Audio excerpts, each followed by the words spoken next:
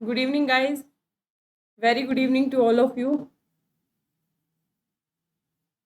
रामेश्वरी, आकांक्षा, दिव्या, लड़कियां ही आई हैं। क्या हो गया भाई? टाइम सूट नहीं कर रहा क्या इवनिंग वाला? रखूंगी तो इवनिंग में ही 3-4 क्लास बची हैं, 4-5 क्लास पॉलिटी की। इवनिंग में ज्यादा सही है आईआर, ताकि हम एक एक घंटा या सवा सवा घंटा भी पढ़ेंगे तो हमारा खिंच जाएगा, है ना। आईआर थोड़ा ज्यादा बचा हुआ है तो इसलिए आईआर में मैं कल से सोच रही हूँ 2-2 ढाई-ढाई घंटे मैं थोड़ा क्लास लूंगी ना, तो जल्दी कवर हो जाएगा। Very good evening to all of you. आवाज आ रही है आप लोगों को मेरी? फटाफट बता दो। Hello hello.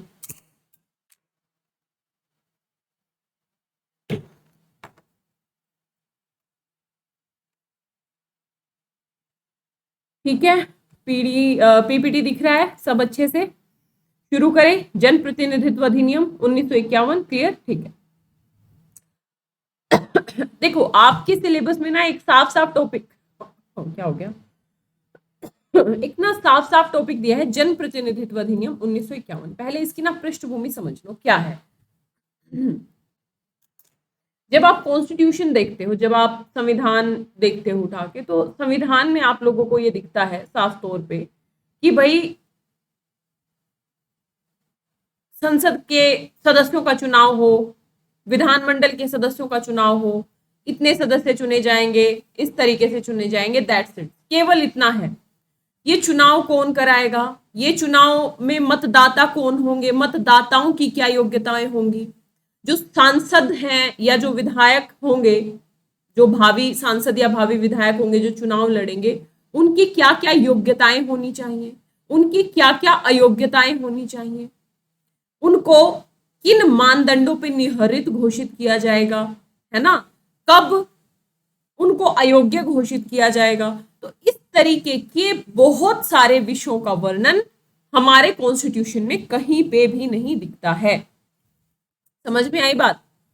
इसीलिए इस जन प्रतिनिधित्व अधिनियम, ये दो हैं, बार बार इसमें आगे संशोधन हुए। सबसे पहला बना था जन प्रतिनिधित्व अधिनियम 1950। हम 1950 भी पढ़ेंगे, 1951 भी पढ़ेंगे। इस 1950 का जो जन प्रतिनिधित्व अधिनियम था, इसमें लगभग 17 के आसपास धाराएं थी। सारी याद नहीं करनी है, मेन मेन चीजें याद रखनी है, बस कंसेप्ट ये याद रखना है कि भाई बहुत सारे विषयों को 1950 का जो जन प्रतिनिधित्व अधिनियम था उसमें शामिल कर दिया गया।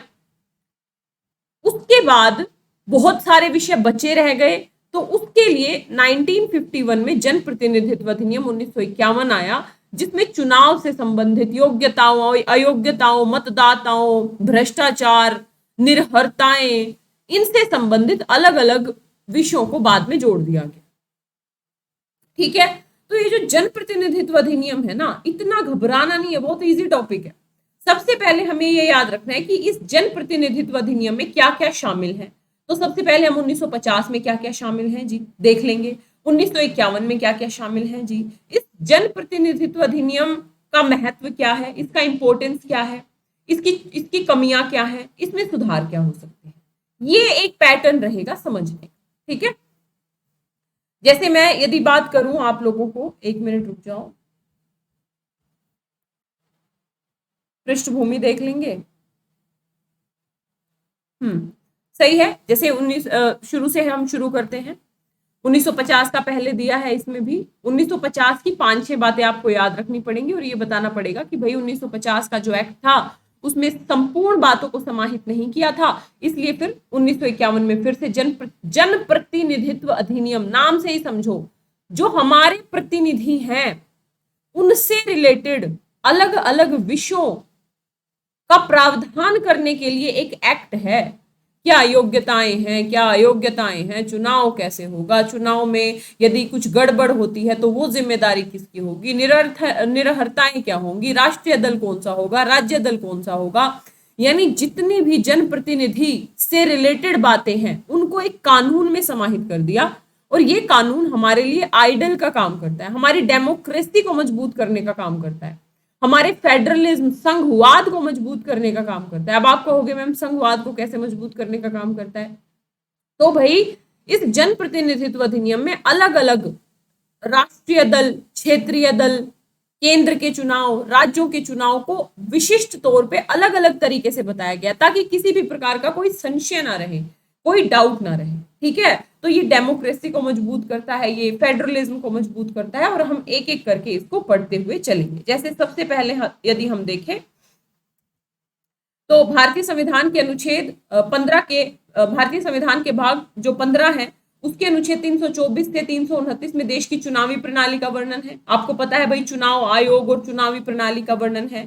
324 से लेके लगभग 329 तक संविधान संसद और राज्य विधानमंडल के चुनाव से जुड़े सभी मामलों के लिए कानून बनाने की शक्ति किसको दी गई है? संसद को दी गई है। यानी चाहे संसद के चुनाव से संबंधित कानून बनाने हैं या राज्य विधानमंडलों के चुनाव से संबंधित कानून बनाने हैं, तो वो सारी जिम्मेदारी किसको दी गई है? संसद को दी गई है। और याद रखिएगा, एक बात सोचने की है, जो 1950 का जनप्रतिनिधित्व अधिनियम आया ना, संसद कैसे बनाएगी कानून? संसद तो थी ही नहीं शुरुआत में, संसद तो बाद में बनेगी। और एक ऐसे कानून, ध्यान से सुनना इस बात को, एक ऐसे कानून की जरूरत पड़ी जो ये निर्धारित करेगा कि भाई कौन मतदाता है, कौन प्रतिनिधि है, मतदाताओं की योग्यताएं क्या है, प्रतिनिधियों की योग्यताएं क्या है, तभी ना जाके चुनाव संपन्न होंगे। तो ऐसे में याद रखना, जो 1950 का जनप्रतिनिधित्व अधिनियम था, वो संविधान सभा जो कि एज अ संसद के तौर पे काम कर रही थी जब तक कि संसद का गठन नहीं हुआ था, उसने आरपी एक्ट 1950 पारित किया। उसके बेस पे फिर चुनाव हुए, फिर आगे जाके संसद उसमें संशोधन करती आई है। इस आरपी एक्ट में कई बार आपको संशोधन देखने को मिलेंगे। जैसे सबसे पहले सरकार ने देश में चुनाव को विनियमित करने के लिए 1950 में पहला आरपीए पेश किया। यानी 1950 का पहला आरपीए आता है। इस अधिनियम में कुछ प्रावधान है, जैसे क्या क्या, मुश्किल से आपको 5-6 प्रावधान याद रखने पड़ेंगे। क्या क्या प्रावधान है 1950 में? लोकसभा और विधानसभाओं के सीट आवंटन प्रत्यक्ष चुनाव के माध्यम से सीटों को आवंटित किया गया। कितनी सीटें लोकसभा में होंगी, कितनी विधानसभा में होंगी, कितनी किस क्षेत्र में होंगी, यानी सीटों को आवंटित किया गया पहली बार। दूसरा, चुनाव के लिए मतदाताओं की योग्यता को बताया गया। शुरुआती दौर में आपको पता है मतदाता की आयु कितनी थी, किस वर्ष थी, बाद में उसको 18 वर्ष किया गया 61वें संविधान संशोधन द्वारा। मतदाता की क्या योग्यता होंगी? भाई, क्या कोई विदेशी व्यक्ति भी मतदान कर सकता है? क्या कोई ऐसा व्यक्ति मतदान कर सकता है जो विदेश में रहता है लेकिन भारतीय है ना? या फिर मतलब ओवरऑल मतदाताओं की क्या योग्यताएं होंगी, ये इसमें तय किया गया। अगली बात, लोकसभा और विधानसभा चुनाव दोनों के लिए निर्वाचन क्षेत्रों का परिसीमन, निर्वाचन क्षेत्रों की सीमा, अब परिसीमन की व्यवस्था भी करनी थी। भाई सिंपल सी बात है ना, अब मान लीजिए यूपी में चुनाव होना है लोकसभा की सीटों के लिए, या हरियाणा, छोटा स्टेट है, हरियाणा का एग्जांपल लेते हैं, हरियाणा में चुनाव होना है लोकसभा की सीटों के लिए। ये कह दिया कि भाई लोकसभा की सीटें तो हैं 10, लेकिन परिसीमन भी तो जरूरी है कि भाई मान लो ये टोटल हरियाणा है, तो इसमें परिसीमन का मतलब क्या है? इतने एरिया में 1 एमपी होगा, इतने में 1 एमपी होगा, फिर इतने में ये मिला के 1 एमपी होगा। ये क्षेत्र परिसीमन भी तो जरूरी था, तभी तो जाके चुनाव पॉसिबल हो पाते कि भाई कोई प्रतिनिधि, कोई जनता का नागरिक, कोई भी नागरिक किस प्रतिनिधि के पास जाएगा? जो प्रतिनिधि उसके रेंज का एमपी है या एमएलए है, यदि कोई बात है तो। अब ये कैसे पता लगेगा कि भाई मेरे रेंज में कौन आता है? तो वो परिसीमन के माध्यम से पता लगेगा कि भाई इतने रेंज में 1 एमपी है, इतने रेंज में 1 एमएलए है। तो लोकसभा और विधानसभा दोनों के लिए परिसीमन की व्यवस्था भी इस 1950 के एक्ट के तहत की गई। भारतीय राष्ट्रपति चुनाव आयोग के साथ परामर्श करके निर्वाचन क्षेत्रों में परिवर्तन कर सकते हैं। ये बात भी कही कि भारतीय राष्ट्रपति चुनाव आयोग के साथ परामर्श करने के बाद निर्वाचन क्षेत्रों में परिवर्तन कर सकते हैं। ये बात भी इसमें कही गई थी। कोई जरूरत नहीं है इसकी याद करने की। एक इजी याद रखना, मतदाता सूची की तैयारी। एक व्यक्ति को एक से अधिक निर्वाचन क्षेत्र के लिए नामांकित नहीं किया जा सकता। यानी एक व्यक्ति एक क्षेत्र के लिए ही नामांकित किया जाएगा। अगर वह विकृत दिमाग का पाया जाता है, मान लो यदि पागल है या भारतीय नागरिक नहीं है, तो उसे अयोग्य घोषित किया जा सकता है और मतदान करने से रोका जा सकता है। यानी मतदाता सूची कैसे तैयार की जाएगी, ये भी इस 1950 में के एक्ट के तहत प्रोविजन किया गया कि भाई यदि कोई पागल है, यदि कोई भारतीय नागरिक नहीं है, तो उसे मतदान का अधिकार नहीं होगा। एक व्यक्ति को एक ही जगह वोट देने का अधिकार होगा। मान लो मैं यदि आगरा में हूं तो मैं आगरा में ही वोट दे सकती हूँ, ये नहीं है कि मैं हरियाणा जाके भी वोट कर दूं। एक व्यक्ति एक जगह से वोट दे सकता है। तो इस तरीके की व्यवस्थाएं 1905 के एक्ट में की गई। उसके बाद 1951, तो आपको 1950 सॉरी 5 नहीं 1950 का जो एक्ट था, इसमें 5-6 चीजें याद रखनी है बस। पहली बात तो लोकसभा और राज्यसभा के लिए सीटों के आवंटन की व्यवस्था, मतदाताओं की योग्यता की बात की गई, परिसीमन की बात की गई लोकसभा और विधानसभाओं की, और मतदाता सूची, मतदाताओं की योग्यता के साथ मतदाता सूची की तैयारी की, भाई कौन मतदाता मत कर सकता है, कौन नहीं कर सकता है, कितने क्षेत्रों से कर सकता है। मोटे मोटे तौर पे समझ में आया ना। जनप्रतिनिधित्व अधिनियम का हवा हटा दो एक तो दिमाग से, कुछ भी नहीं है। यानी चुनाव के लिए जो जो नेसेसरी चीजें हैं उनको कानून के माध्यम से एक जगह लिख देना कि भाई ये व्यवस्थाएं होंगी, ताकि किसी भी तरह की समस्या ना सामना किसी भी तरह की समस्या का सामना ना करना पड़े। कल को कोई नागरिक विदेशी आके चुनाव ना डाल दे, या फिर एक व्यक्ति कहे कि हमने तो बनारस से भी चुनाव, हम तो बनारस में भी मतदान करेंगे और हम तो जाके उत्तराखंड में भी मतदान करेंगे, अंडमान में भी मतदान करेंगे। तो भाई एक मतदाता एक ही जगह से मतदान कर सकता है। इस तरीके की व्यवस्थाएं 1950 में की गई। लेकिन ये तो बहुत कम व्यवस्थाएं थी। अभी तो बहुत सारे इश्यूज बाकी थे चुनाव से संबंधित। उसके लिए फिर 1951 में जनप्रतिनिधित्व अधिनियम 1951 आता है। ठीक है, 1951 में यह अधिनियम भारत में चुनाव के संचालन के लिए, चुनाव का संचालन कैसे होगा, ये बेसिकली था कि भाई मतदाता, परिसीमन, प्रत्यक्ष निर्वाचन क्षेत्र, और जो आरपीए एक्ट 1951 आता है ये बेसिकली था चुनाव का संचालन कैसे किया जाएगा। ठीक है, जैसे भ्रष्टाचार और चुनाव से संबंधित अन्य अवैध गतिविधियों के बारे में भी बताता था। भाई चुनाव से संबंधित यदि अन्य अवैध गतिविधियां होती हैं तो क्या किया जाएगा, चुनाव रद्द होगा, अपील की जाएगी तो कहाँ की जाएगी, है ना। तो ये सारी चीजें थी इसमें, यानी चुनाव के संचालन की व्यवस्था करता है। 1951 का जो आरपीए एक्ट है ये भ्रष्टाचार और चुनाव से संबंधित अन्य अवैध गतिविधियों के बारे में बात करता है। अधिनियम चुनाव से जुड़े मामलों में विवाद निवारण का भी प्रावधान करता है। ये तीन, और साथ ही अभी मैं डिटेल से बताऊंगी, योग्यता के साथ साथ सांसदों और विधायकों की अयोग्यता के आधार के बारे में भी बताता है। यानी योग्यताएं क्या होंगी, अयोग्यताएं क्या होंगी, ये डिटेल से बताता है। बाकी हमें 1951 का ही डिटेल में पढ़ना है, वो हम पढ़ेंगे।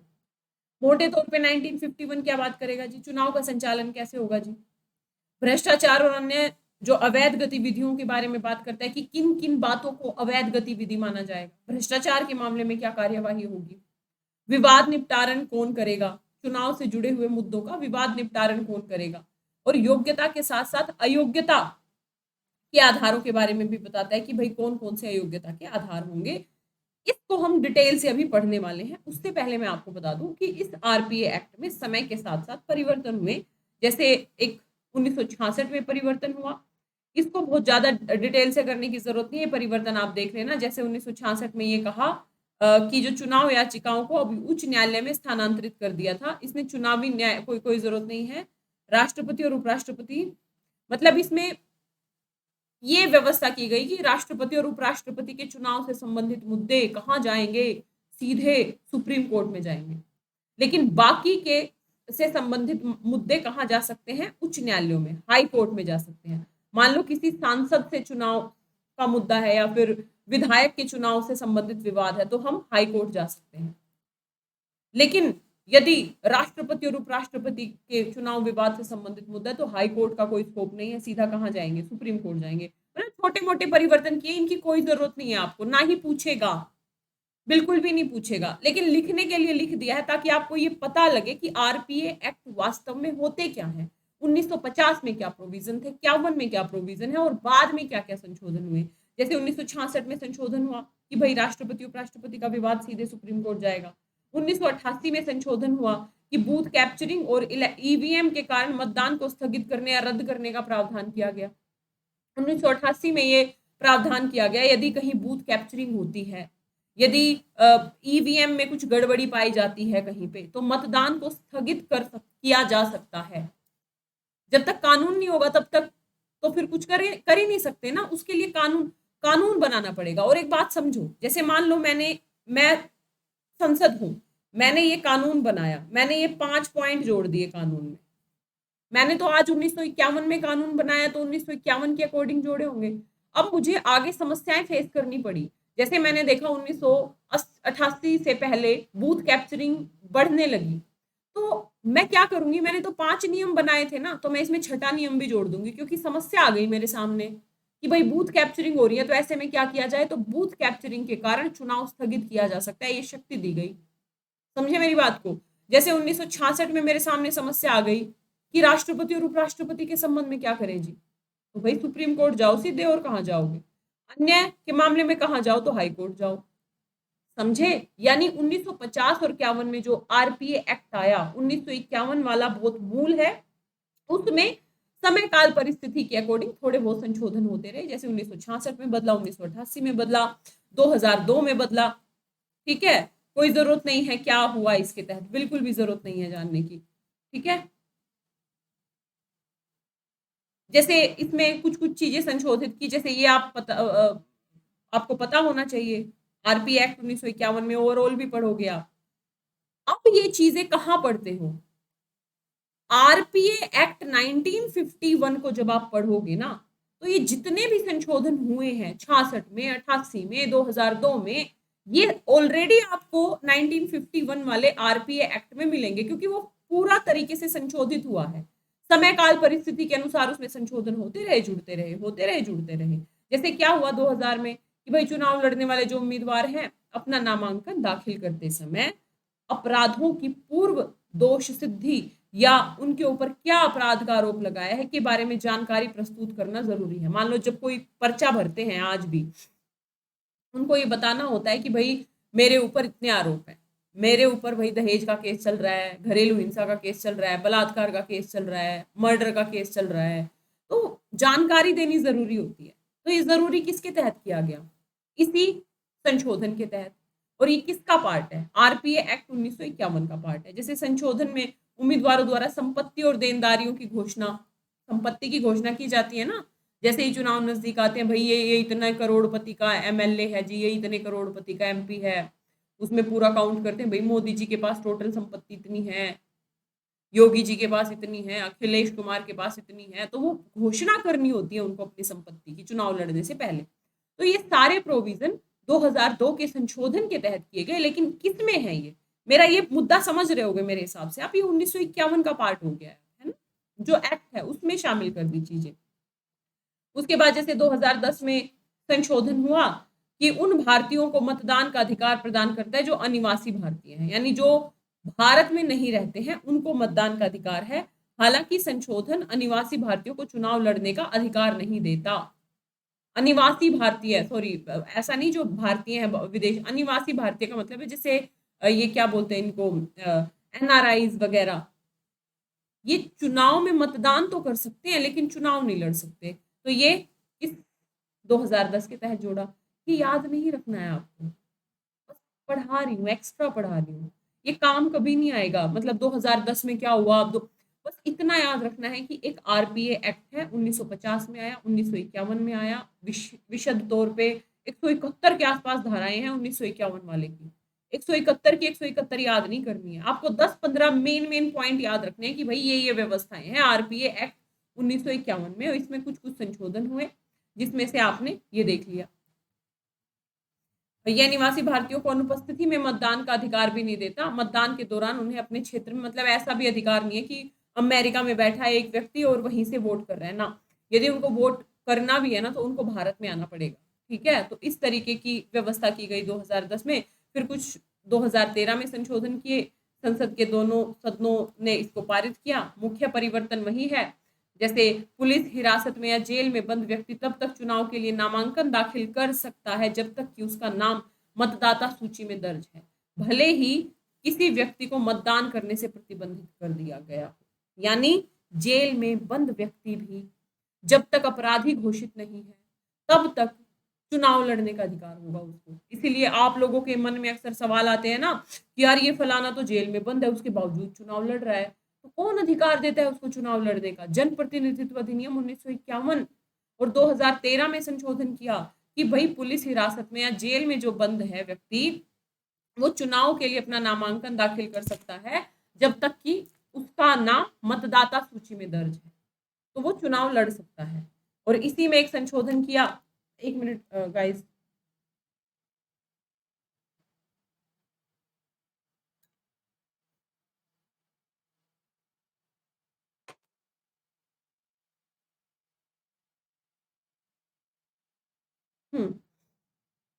इसी में एक संशोधन किया कि सर्वोच्च न्यायालय ने निष्कर्ष निकाला, जेल या पुलिस हिरासत में एक व्यक्ति वोट देने का हकदार नहीं है, इसलिए एक निर्वाचक नहीं है और इस प्रकार चुनाव नहीं लड़ सकता। यानी ये उस जैसे सर्वोच्च न्यायालय ने पता है क्या डिसीजन दे दिया था, सर्वोच्च न्यायालय ने ये निर्णय दे दिया था कि देखो भाई, इस 2013 के संशोधन से पहले ये निर्णय दे दिया था कि देखो भाई, एक व्यक्ति जो जेल में है या पुलिस में है, वो वोट देने का अधिकार नहीं है, वोट नहीं दे सकता।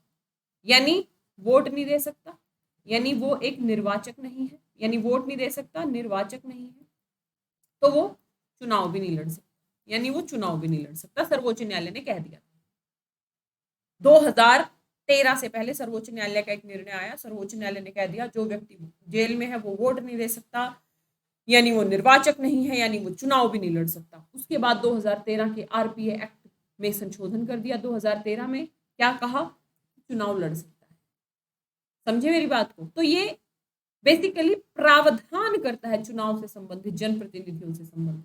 उसके बाद 2017 में आया एक संशोधन, इसमें लोकसभा द्वारा पारित किया गया था कि अनिवासी भारतीयों के प्रॉक्सी वोटिंग की अनुमति देने और अधिनियम में कुछ प्रावधानों को लिंग तटस्थ बनाने का वो करता है, कोई जरूरत नहीं है इसकी। मतलब आपको अभी तक बस इतना समझना है आरपीए एक्ट क्या है, 1950 के एक्ट के तहत 4-5 क्या क्या प्रोविजन किए गए, 1951 के प्रोविजन में अभी बताने वाली हूँ आप लोगों को। बेसिकली 1951 में फिर बड़े स्तर पे आरपीए एक्ट बनता है, लगभग इसमें 171 के आसपास धाराएं हैं।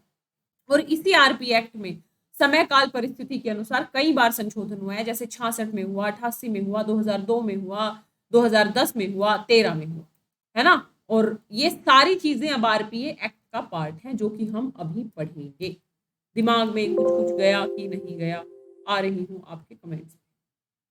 अब आरपीए एक्ट की सारी विशेषताएं पढ़ने की।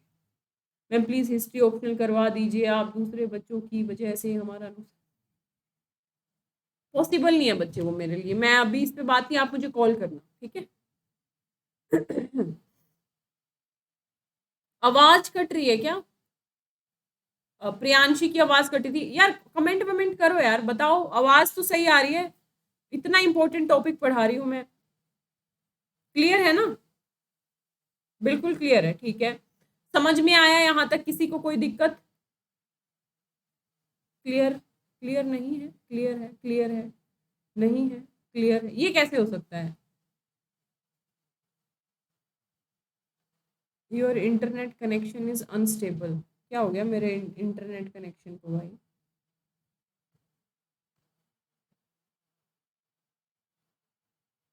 नहीं, कनेक्टेड है मेरा तो।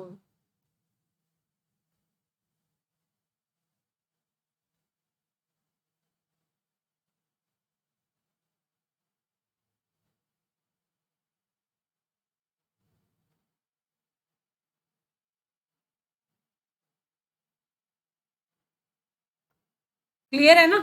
चलो आगे बढ़ती हूँ। बीच बीच में एक आध बार स्टक हो गया होगा मेरे पास। मुझे ना टेलीग्राम पे मैसेज छोड़ देना, मेरा दूसरा ऑफिस वाला फोन तो अभी मेरे पास नहीं रखा है, वो शायद बाहर दिया हुआ है मैंने, लेकिन मैं अपना टेलीग्राम ऑन रख लेती हूँ। आप मुझे टेलीग्राम पे मैसेज छोड़ देना अगर कोई भी दिक्कत आए तो। ऐसा अन्याय मत करना दोस्तों, पता लगे मैं पढ़ाती रहूं और आप बताओ ही ना मुझे। मैंने अपना टेलीग्राम ऑन कर लिया है, तो मुझे बता दें, ठीक है। घर घर कर रहा है, बारिश का मौसम है इसलिए नेटवर्क प्रॉब्लम होगी। भाई देखो, मुझे सही बताओ, मैं ये टॉपिक दोबारा नहीं पढ़ा सकती, सिंपल सी बात है, क्योंकि ये काफी लंबा चौड़ा टॉपिक है, मैं दोबारा बिल्कुल नहीं पढ़ा सकती। इसलिए मुझे ये बता दो, क्लियर है? मैं कंटिन्यू बढ़ूं आगे? बफिंग हो रही है, जैसे फैन चल रहा है, शिखा बोल रही है जैसे फैन। फैन तो मेरे यहाँ चल रहा है, वो रोज ही चलता है, रिफ्रेश मुझे नहीं आता करना।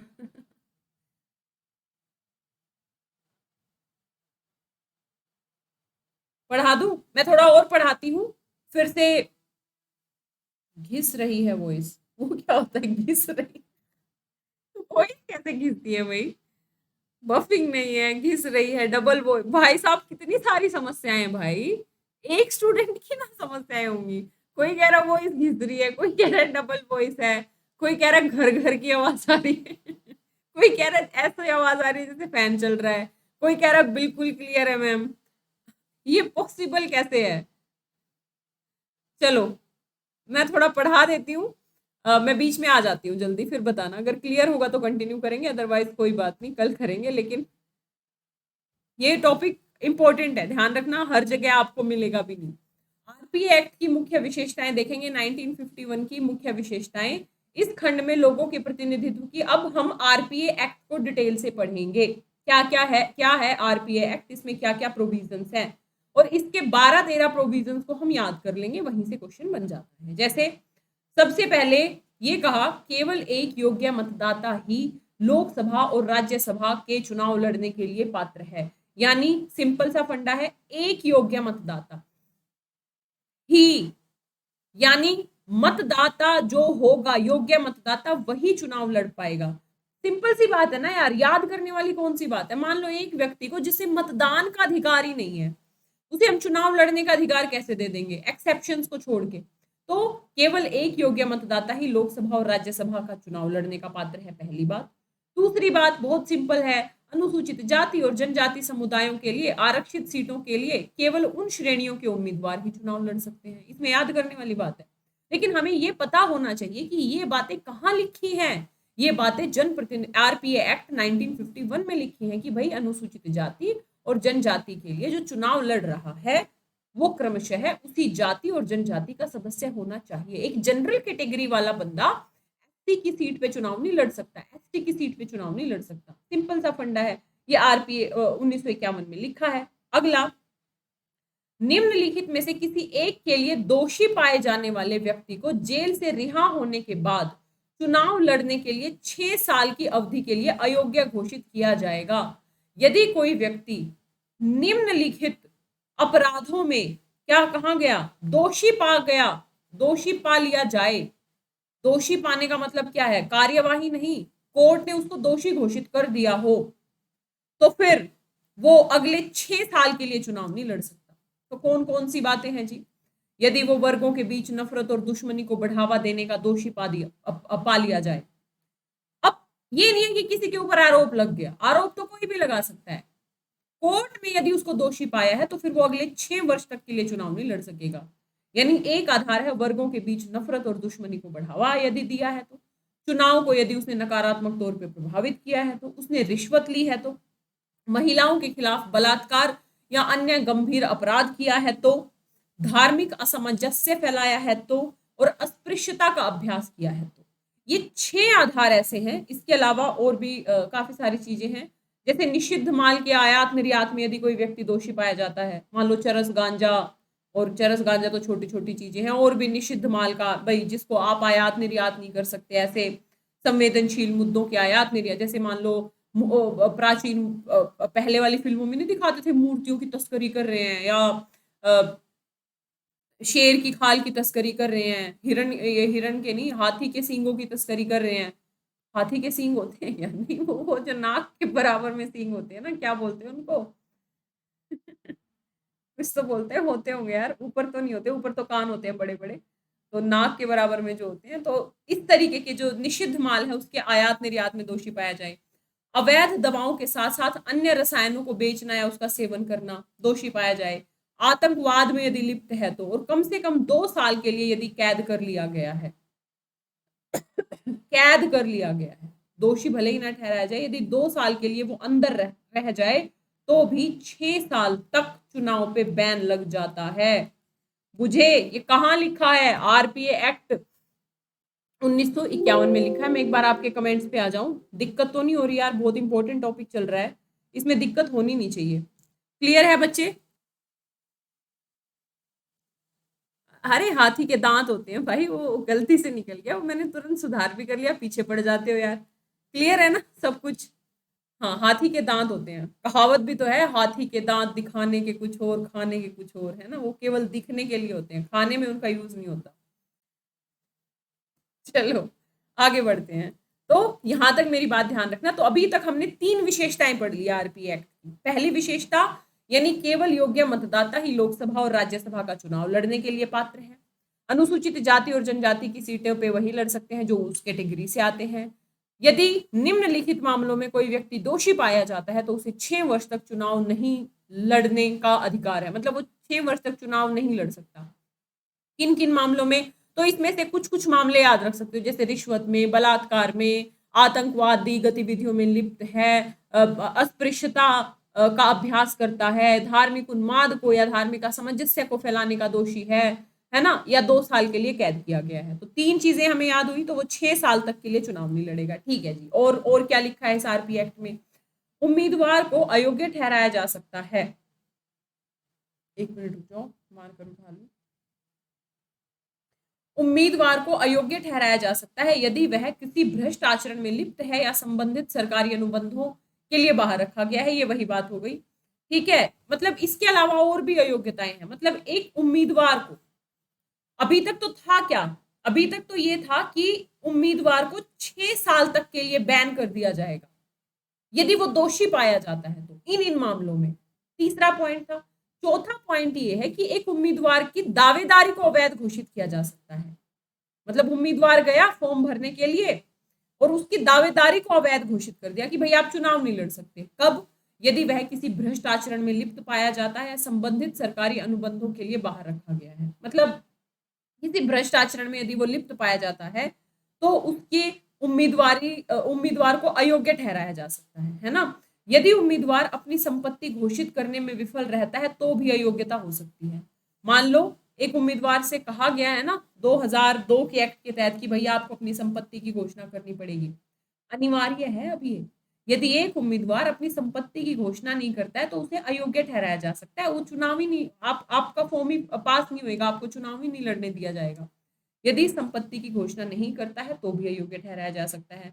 उम्मीदवार को शपथ ग्रहण के दिन से 90 दिन के भीतर अपनी संपत्ति और ध्यान रखना, शपथ ग्रहण के दिन से, यानी मान लो वो चुनाव जीता, चुनाव जीत गया, चुनाव जीतने के बाद उसने शपथ ली और शपथ लेने के 90 दिन तक, ये टाइम होता है उसके पास, 90 दिन तक यदि वो अपनी संपत्ति की घोषणा नहीं करता है तो फिर उसको अयोग्य घोषित किया जा सकता है।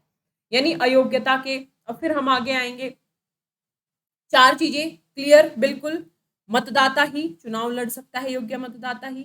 अनुसूचित जाति जनजाति वाला एंगल। और तीसरी बात हमने देखा कि यदि दोषी पाया जाएगा तो 6 वर्ष तक के लिए चुनाव नहीं लड़ सकता। किन किन मामलों में दोषी पाया जाएगा वो बिल्कुल क्लियर हो गया। फिर कुछ मामलों में उम्मीदवार को अयोग्य घोषित ठहराया जा सकता है यदि वो रिश्वत लेता है, भ्रष्ट आचरण में लिप्त है, यदि वो अपनी संपत्ति की देनदारी, अपनी संपत्ति की घोषणा करने में विफल रहता है। तो 4 पॉइंट बिल्कुल क्लियर। 5वां पॉइंट याद रखना है, अधिनियम में सभी राजनीतिक दलों को चुनाव आयोग के साथ पंजीकृत होने की आवश्यकता है। साफ साफ लिखा गया, यदि आप पॉलिटिकल पार्टी हो तो आप चुनाव आयोग के साथ पंजीकृत होंगे। पार्टी के नाम या पते में कोई भी परिवर्तन आयोग को सूचित किया जाना चाहिए। आप यदि पार्टी का कोई भी नाम चेंज करते हो, जैसे मान लो आप फॉर एग्जांपल एक्स पार्टी को बी पार्टी करते हो, वाई पार्टी करते हो, या आप सेंटर चेंज कर रहे हो किसी पार्टी का, तो भी आपको चुनाव आयोग को बताना पड़ेगा।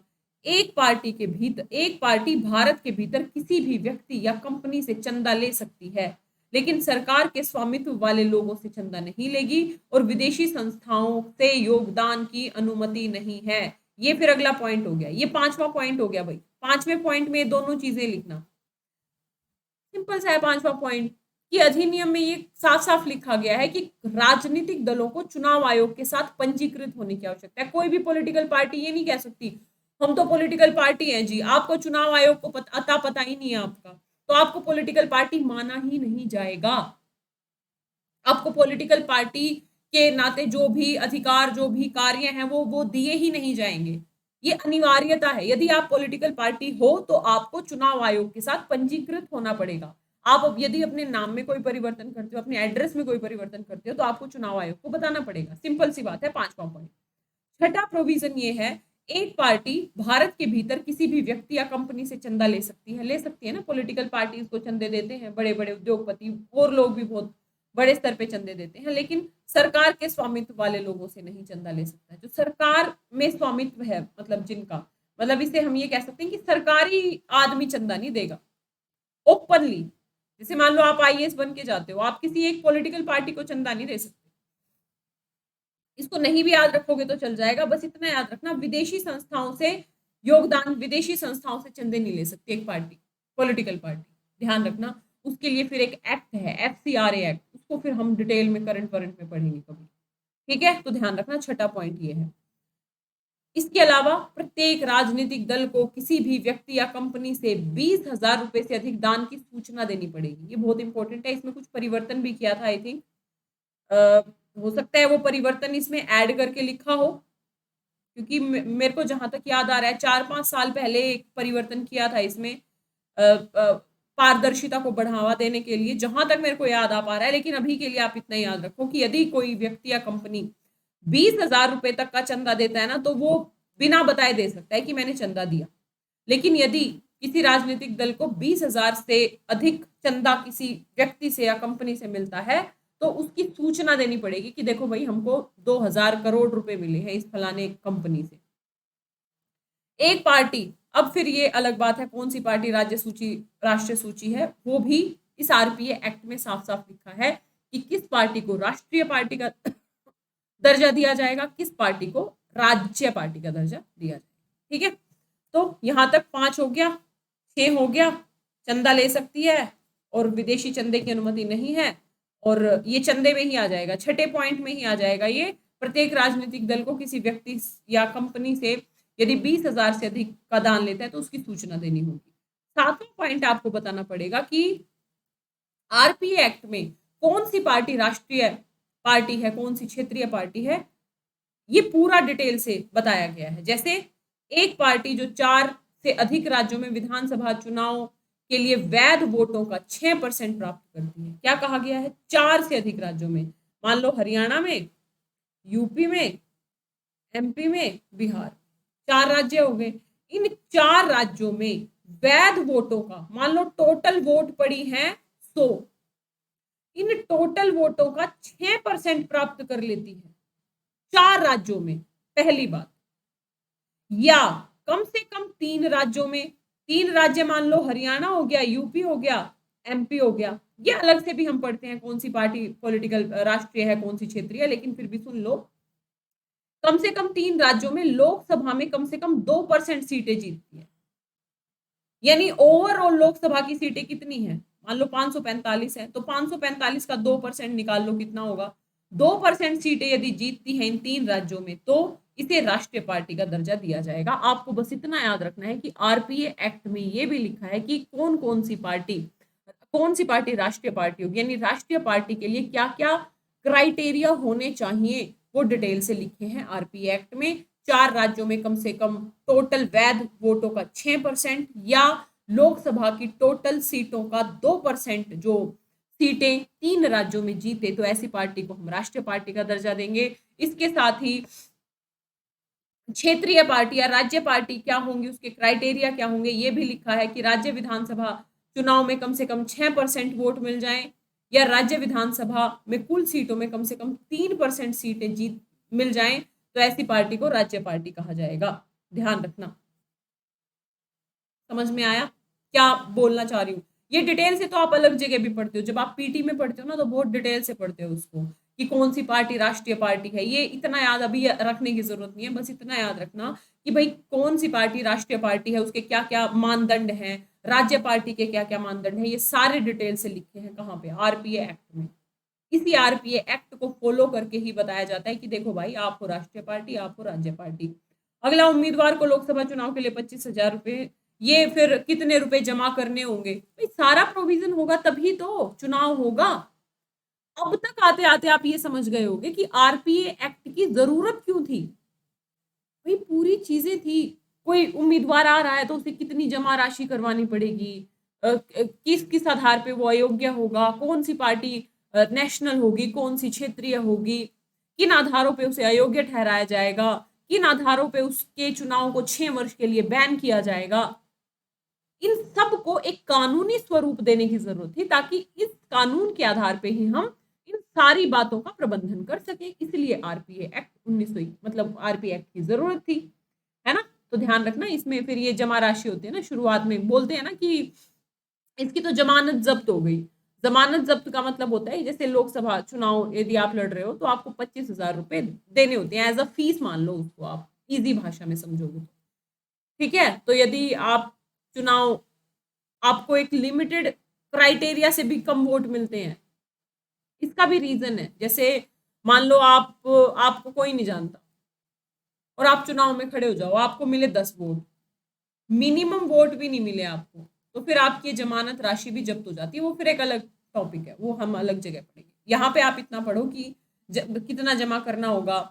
जैसे अनुसूचित जाति था, जनजाति, इनके लिए फिर ये जो टोटल राशि होती है 50% कम होती है, इतना याद नहीं रखना, यानी उनको कितनी राशि जमा करवानी पड़ेगी, ये सब भी हमें आरपीए एक्ट में मिलता है। फिर मैं आऊंगी क्या क्या अपराध है। तो मोटे तौर पे हमें 8-10 चीजें याद रखनी है आरपीए की विशेषताएं। एक बार फटाफट क्विक रिवीजन कराती हूँ, फिर मैं आती हूँ आपके डाउट पे। डाउट रहेगा नहीं। सबसे पहले केवल एक योग्य मतदाता ही लोकसभा राज्यसभा का चुनाव लड़ सकता है। अनुसूचित जाति जनजाति की सीट से वही लड़ेगा जो उस जाति से है, अन्य नहीं लड़ेगा। यदि निम्न मामलों में दोषी पाया जाता है तो 6 वर्ष के लिए बैन हो जाएगा चुनाव। किन मामलों में, तो कुछ कुछ मामले हैं, आपको 7-8 मामले याद रख लेने हैं।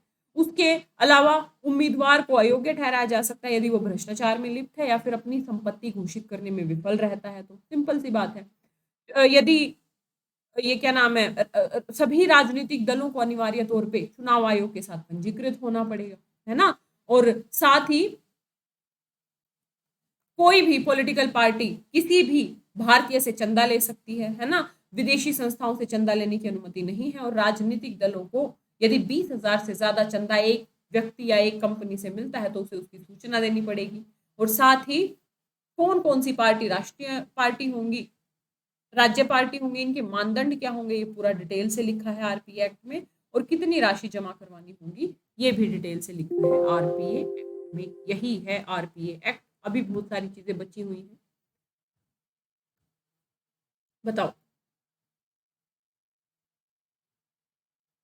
अरे हाँ यार, रिफंड के बारे में मैं बैठी नहीं थी एक्चुअली, मैं ना कल कहीं चली गई थी। मेरी कल कोई भी क्लास इसलिए नहीं हुई, इवनिंग क्लास में इसलिए लेना चाह रही थी क्योंकि मैं ऑलमोस्ट पहुंचती। आज मैं बैठूंगी 1 घंटा इवनिंग में।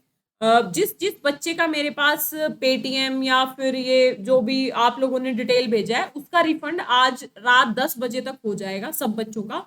जिसने मुझे नहीं भेजा है व्हाट्सएप पे आप प्लीज मुझे अपना क्या करें, या तो पेटीएम नंबर शेयर कर दें, पेटीएम नंबर शेयर कर दें। अकाउंट से ज़्यादा अच्छा है आप पेटीएम नंबर या फ़ोन पे, मेरे पास तो फ़ोन पे नहीं है, मैं किसी और से करवा दूंगी फ़ोन पे, उनको मैं किसी और माध्यम से दे दूंगी। ठीक है, तो आज रात 10 बजे तक आप लोगों का रिफंड हो जाएगा, ताकि आपको कहीं और भी फीस देनी होगी तो आप दे सकें। ठीक है, ध्यान रखना। मैं कल ही करवाने वाली थी लेकिन कल आते आते मुझे काफ़ी लेट हो गया और फिर मैं पूरा दिन ट्रैवलिंग में थी, तो मेरी हिम्मत नहीं थी बेसिकली लैपटॉप खोल के या फ़ोन खोल के बैठने। ठीक है, समझ में आया, ये तो हो ही जाएगा। भाग नहीं रही हूँ पैसे लेके, इतनी गारंटी रखो यार। कहाँ भगवान, मतलब कहाँ जाऊंगी पैसे लेके भाग के, आपके 8,000 रुपए लेके मैं कहाँ भागूंगी, है ना। डर तो नहीं लग रहा डर तो नहीं लग रहा है ना आप लोगों को, सच बताना, दिल पे हाथ रख के बताना। नहीं नहीं, मतलब मैं वैसे पूछना चाह रही हूँ, दिल में ख्याल आ रहा है, वैसे 1% भी आ रहा है मैं पैसे लेके भाग गई तो रात की नींद गायब तो नहीं हुई आप लोगों की? आजकल यार जमाना ऐसा है, आप किसी पे विश्वास नहीं कर सकते, लेकिन थोड़ा बहुत विश्वास आपको होना चाहिए, है ना। ऐसा कोई काम नहीं होएगा।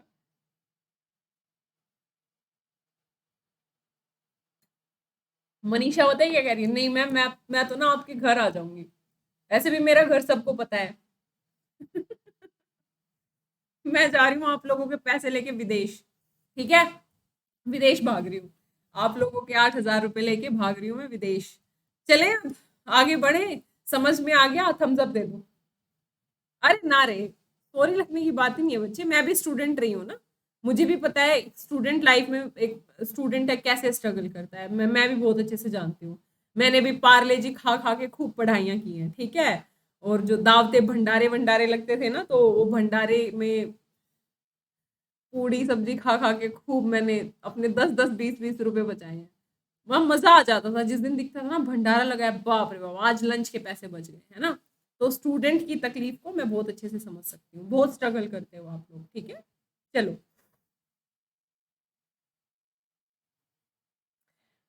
चलें अब आगे बढ़े। मैं जा रही हूँ लंदन, मजाक कर रही हूँ, कहीं नहीं जा रही। चलो, लंदन क्यों बोला, क्या ना, किंगफिशर वाला भी लंदन भागा हुआ है। और वो क्या नाम था जिसका अभी सुष्मिता सेन के साथ नाम जुड़ा था, ललित मोदी। नाम भी मेरे से मैच कर रहा है ना, ललित मोदी भी लंदन भागा हुआ है। चलो कोई बात नहीं, 10 बजे तक क्लियर हो जाएगा, ठीक है। व्हाट्सएप कर देना मुझे सब बच्चे। आरपीए एक्ट जो 1951 है, उसमें परिभाषित चुनाव से संबंधित अपराध क्या है। अब ये आपसे एक सिंपल सा क्वेश्चन पूछ सकता है मेंस में। मतलब एक क्वेश्चन तो ये आपसे ये पूछ सकता है कि आरपीए एक्ट क्या है, उसमें क्या क्या प्रावधान किए गए हैं। तो प्रावधान आपको पता लग गए कि भाई ये प्रावधान है। दूसरा क्वेश्चन आपसे बन सकता है कि आरपीए एक्ट 1951 में परिभाषित चुनाव से संबंधित अपराध क्या हैं, उनमें और क्या सुधार करने की जरूरत है और क्या जोड़ने की जरूरत है। तो आपको ये पता होना चाहिए क्या क्या अपराध है। तो वही अपराध जो ऑलरेडी मैं पढ़ा चुकी हूँ। यदि आप नफरत और दुश्मनी को बढ़ावा दे रहे हो, आधिकारिक कर्तव्य का उल्लंघन या किसी भी उम्मीदवार को समर्थन प्रदान करना, यानी आधिकारिक कर्तव्य का यदि आप उल्लंघन कर रहे हो, ठीक है। बूथ कैप्चरिंग करना और बैलेट पेपर हटाना, बूथ कैप्चरिंग को अपराध माना गया है, ठीक है। यानी नफरती और दुश्मनी को बढ़ाना, अपने आधिकारिक कर्तव्यों का उल्लंघन करना, बूथ कैप्चरिंग या बैलेट पेपर हटाना, मतदान समाप्त होने के 2 दिन के भीतर शराब की बिक्री में संलग्न होना, मतदान समाप्त होने के 2 दिन के भीतर यदि आप शराब बिक्री में संलग्न होते हो, आप उम्मीदवार हो लेकिन शराब बिक्री में आप जुड़ रहे हो, मतदान से पहले 48 घंटे के भीतर जनसभाओं की घोषणा करना और गड़बड़ी करना, क्योंकि 48 घंटे पहले चुनाव संहिता आचार संहिता लग जाती है ना कि आप भाषण नहीं दे सकते। तो चुनाव के 48 घंटे के भीतर जनसभाओं को संबोधित करना और गड़बड़ी करना, ये सारे किसमें आएंगे, अपराधों की श्रेणी में आएंगे। और वो भी आप लिख चाहो तो लिख सकते हो जो मैंने पुरानी बातें बताई थी। लेकिन ओवरऑल अपराध क्या क्या माना गया है इसमें, यदि आप नफरत दुश्मनी को बढ़ाते हो, अधिकारिक कर्तव्य का उल्लंघन करते हो, बूथ कैप्चरिंग करते हो, 2 दिन के भीतर शराब की बिक्री में संलग्न होते हो, या 48 घंटे के चुनाव से पहले 48 घंटे के भीतर जनसभाओं को संबोध की घोषणा करते हो या गड़बड़ी करते हो, है ना, ये सब चुनाव अपराध की श्रेणी में आएगा। और अब जनप्रतिनिधित्व अधिनियम विस्तार से यदि हम देखें तो मैंने आपको संक्षिप्त तौर पे बता दिया है। इस अधिनियम को 13 भागों में बांटा गया है, 13 भाग हैं इसके और 171 धाराएं हैं। तो पागल हो जाओगे 171 धाराएं पढ़ते पढ़ते, आपको कतई याद करने की जरूरत नहीं है 171 धाराएं। आपको बस ये पता होना चाहिए, मेन मेन क्रक्स पता होना चाहिए कि, और जो इजी है वो याद कर लो। जैसे ये इसके सेक्शंस है, बिल्कुल देखना भी मत इसकी तरफ। जैसे अधिनियम के उपरोक्त भागों और धाराओं से यह स्पष्ट है कि आरपीए 1951 चुनाव की योग्यता, क्या क्या चुनाव की योग्यताएं हैं, अयोग्यता और संचालन के बारे में अधिक बात करता है। यदि आपसे एक लाइन में पूछा जाए कि आरपीए एक्ट क्या है, तो आप ये बता सको कि देखो भाई, आरपीए एक्ट चुनाव की योग्यता, अयोग्यता, संचालन के बारे में बात करता है, ठीक है। क्या योग्य है, क्या अयोग्य है, कैसे संचालन होगा, क्या अपराध माने जाएंगे, इन सब की बात करता है। और इस अधिनियम की पूरी विशेषताएं, तो जैसे इस अधिनियम की विशेषताएं यदि हम देखें तो एक बार और देख लेते हैं, ठीक है। बहुत डिटेल से है, इतना डिटेल में जाने की जरूरत नहीं है। फटाफट बताती हूँ क्योंकि मैं ऑलरेडी बता चुकी हूँ, फिर सीधा महत्व पे आ जाएंगे हम, आरपीए के महत्व पे आ जाएंगे। जैसे देखो, संसद और विधानसभा में निर्वाचित प्रतिनिधियों की योग्यता क्या होगी, इसकी बात की गई है, क्या कौन योग्य होगा। तो संवैधानिक योग्यता के अलावा जो क्रमशः संसद और विधानसभा के लिए अनुच्छेद 84 और 173 में संवैधानिक योग्यताएं दी है ना, पागल ना हो, दिवालिया ना हो, के तहत निर्वाचित प्रतिनिधियों के लिए प्रदान की जाती है, आरपीए 1900 योग्यता भी प्रदान की गई है। जैसे कि धारा 3, एक व्यक्ति तब तक राज्यों की परिषद में प्रतिनिधि के रूप में चुने जाने के योग्य नहीं है जब तक कि वह एक निर्वाचक ना हो। यानी जब तक एक, ये लोकसभा के संदर्भ में है, ध्यान रखना, लोकसभा के संदर्भ में, राज्यसभा में ऐसा कोई प्रोविजन नहीं है। यानी, और ये पीटी में भी क्वेश्चन पूछा है ना, अगर आपको याद हो तो, आप मेरे साथ यदि एमसीक्यू करते हो तो 2016 या 17 में पूछा था कि एक व्यक्ति तब योग्य माना जाएगा, मतलब तब वो चुनाव लड़ सकता है जब वो वहां की निर्वाचन सूची में हो। तो एक योग्यता ये बताई गई है, सिंपल सी बात है। यानी संसद और विधानसभा के निर्वाचित प्रतिनिधियों की योग्यताएं बताई गई हैं जनप्रतिनिधित्व अधिनियम में। संविधान में जो योग्यताएं बताई गई हैं, उसके अलावा आरपीए एक्ट में भी योग्यता बताई गई है कि एक व्यक्ति यदि लोकसभा का चुनाव लड़ता है तो वो उस क्षेत्र का उस क्षेत्र की निर्वाचन सूची में शामिल होना चाहिए। जैसे मान लीजिए मैं यदि हरियाणा से चुनाव लड़ती हूँ और एक क्षेत्र, मान लीजिए मैं हरियाणा के पानीपत, पानीपत तो है ही नहीं, करनाल कॉन्स्टिट्युएंसी जो आती है ना, तो करनाल से यदि मैं चुनाव लड़ती हूँ तो मेरा नाम इस क्षेत्र की मतदाता सूची में होना चाहिए, निर्वाचक सूची में होना चाहिए। ये कहाँ लिखा है? आरपीए एक्ट 1951 में लिखा है। पहली बात, योग्यताएं बताई गई है। दूसरी बात, आरपीए एक्ट की धारा 4 लोकसभा सदस्य की योग्यता से संबंधित है। इतना याद नहीं रखना कौन सी धारा संबंधित है, पागल हो जाओगे इतना याद रखोगे तो। बस इतना याद रखना है कि कुछ योग्यताएं बताई गई हैं आरपीए एक्ट में लोकसभा के सदस्यों के लिए और विधानसभा के सदस्यों के लिए। जैसे क्या योग्यता है? वही, यदि सीट अनुसूचित जाति जनजाति के लिए आरक्षित है तो फिर वो जो व्यक्ति चुनाव लड़ रहा है वो उसी जाति से संबंधित होना चाहिए, जो हम पहले पढ़ चुके हैं। फिर ये इतना याद नहीं रखा, सिक्किम के मामले में सिक्किम के संसदीय क्षेत्र का एक निर्वाचक है, मत याद रखना, वैसे मैंने लिख दिया है, आप पढ़ सकते हो। असम के मामले में अब ये पूरा डिटेल से दिया है, मत याद रखना, कभी याद नहीं रहेगा, पढ़ने की भी जरूरत नहीं है। किसी अन्य सीट के मामले में वो किसी भी संसदीय क्षेत्र के लिए एक निर्वाचक है, तो ध्यान रखना। जैसे असम में ये बोला गया है, स्वायत्त जिले में अनुसूचित जनजातियों के लिए आरक्षित सीट मामले में वह अनुसूचित जनजातियों में से एक का सदस्य है, निर्वाचक है, ऐसी सीट है। कोई जरूरत नहीं है यार फालतू में दिमाग खराब करने का। मोटे तौर पे आपको पता लग गया, पहला जो आधार था, ये पहली ही बात चल रही है। संसद और विधानसभा के सदस्यों की योग्यताओं को बताया गया है, यानी लोकसभा का वही सदस्य उस क्षेत्र से चुनाव लड़ सकता है जो उसकी निर्वाचन क्षेत्र में शामिल है। अनुसूचित जाति जनजाति से वही व्यक्ति चुनाव लड़ सकता है जो उस जाति का सदस्य है, बस। इसके अलावा ये थी लोकसभा की सदस्य की योग्यताएं। सेम राज्य विधानसभा के सदस्य की योग्यताएं बताई गई हैं कि अनुसूचित जाति जनजाति के लिए सीट पे वही चुनाव लड़ेगा जो अनुसूचित जाति जनजाति का होगा, बस इतना याद रखना। बाकी असम में क्या है, ये सब क्या है, कोई जरूरत नहीं है याद रखने की। आपको बस 2 योग्यताएं याद रखनी है, यही मेरा फायदा है पढ़ाने का। खुद से आप पढ़ सकते हो, ये कभी याद नहीं रहेगा, डंके की चोट पे बोल सकती हूँ, और ना ही लिखने का स्कोप मिलेगा, तो फालतू में दिमाग काहे खराब करें। 2 चीजें समझ में आ गई हमको। क्या समझ में आया भाई? लोकसभा और विधानसभा के सदस्यों की योग्यताओं का प्रोविजन किया गया है आरपीए एक्ट में। 2 प्रोविजन है, वो व्यक्ति वहीं के निर्वाचन क्षेत्र सूची में शामिल होना चाहिए तभी चुनाव लड़ सकता है। दूसरी बात, अनुसूचित जाति जनजाति की यदि कोई सीट है तो उसी जाति का व्यक्ति चुनाव लड़ेगा, दूसरी जाति का नहीं लड़ेगा। सेम बात लोकसभा के लिए है, सेम बात विधानसभा के लिए है। समझ गए होंगे मेरे हिसाब से। अगली बात, संसद और विधानसभा के निर्वाचित प्रतिनिधियों की अयोग्यता। तो पहली बात योग्यता बताई गई है, दूसरी बात अयोग्यता बताई गई है। आपको पता है आर्टिकल 102 और आर्टिकल 191 के तहत संविधान में अयोग्यताएं बताई गई हैं। इसके अलावा संसद ने आरपीए एक्ट के तहत भी कुछ अयोग्यताएं निर्धारित की हैं। जैसे आर्टिकल 102 के तहत भी अयोग्यताओं का निर्धारण होता है। इस आर्टिकल 102 के तहत कौन बताएगा मुझे, कौन अयोग्यताओं का निर्धारण करता है? किसके पास शक्ति होती है अयोग्यता का निर्धारण करने की, निरर्हता का निर्धारण करने की? बताओ फटाफट। वेरी गुड, संसद नहीं करेगी शिवानी, वेरी गुड मनीषा, श्रद्धा, बहुत बढ़िया बच्चे, वेरी गुड, सब बच्चे सही हैं। संसद नहीं करेगी प्रिया, ध्यान रखना, राष्ट्रपति करते हैं। किसकी सलाह पे करते हैं, कौन बताएगा? किसकी सलाह पे? आर्टिकल 102 के तहत राष्ट्रपति, 102 की बात कर रही हूँ। संसद सदस्यों को निर्हरित मंत्री परिषद की सलाह से नहीं।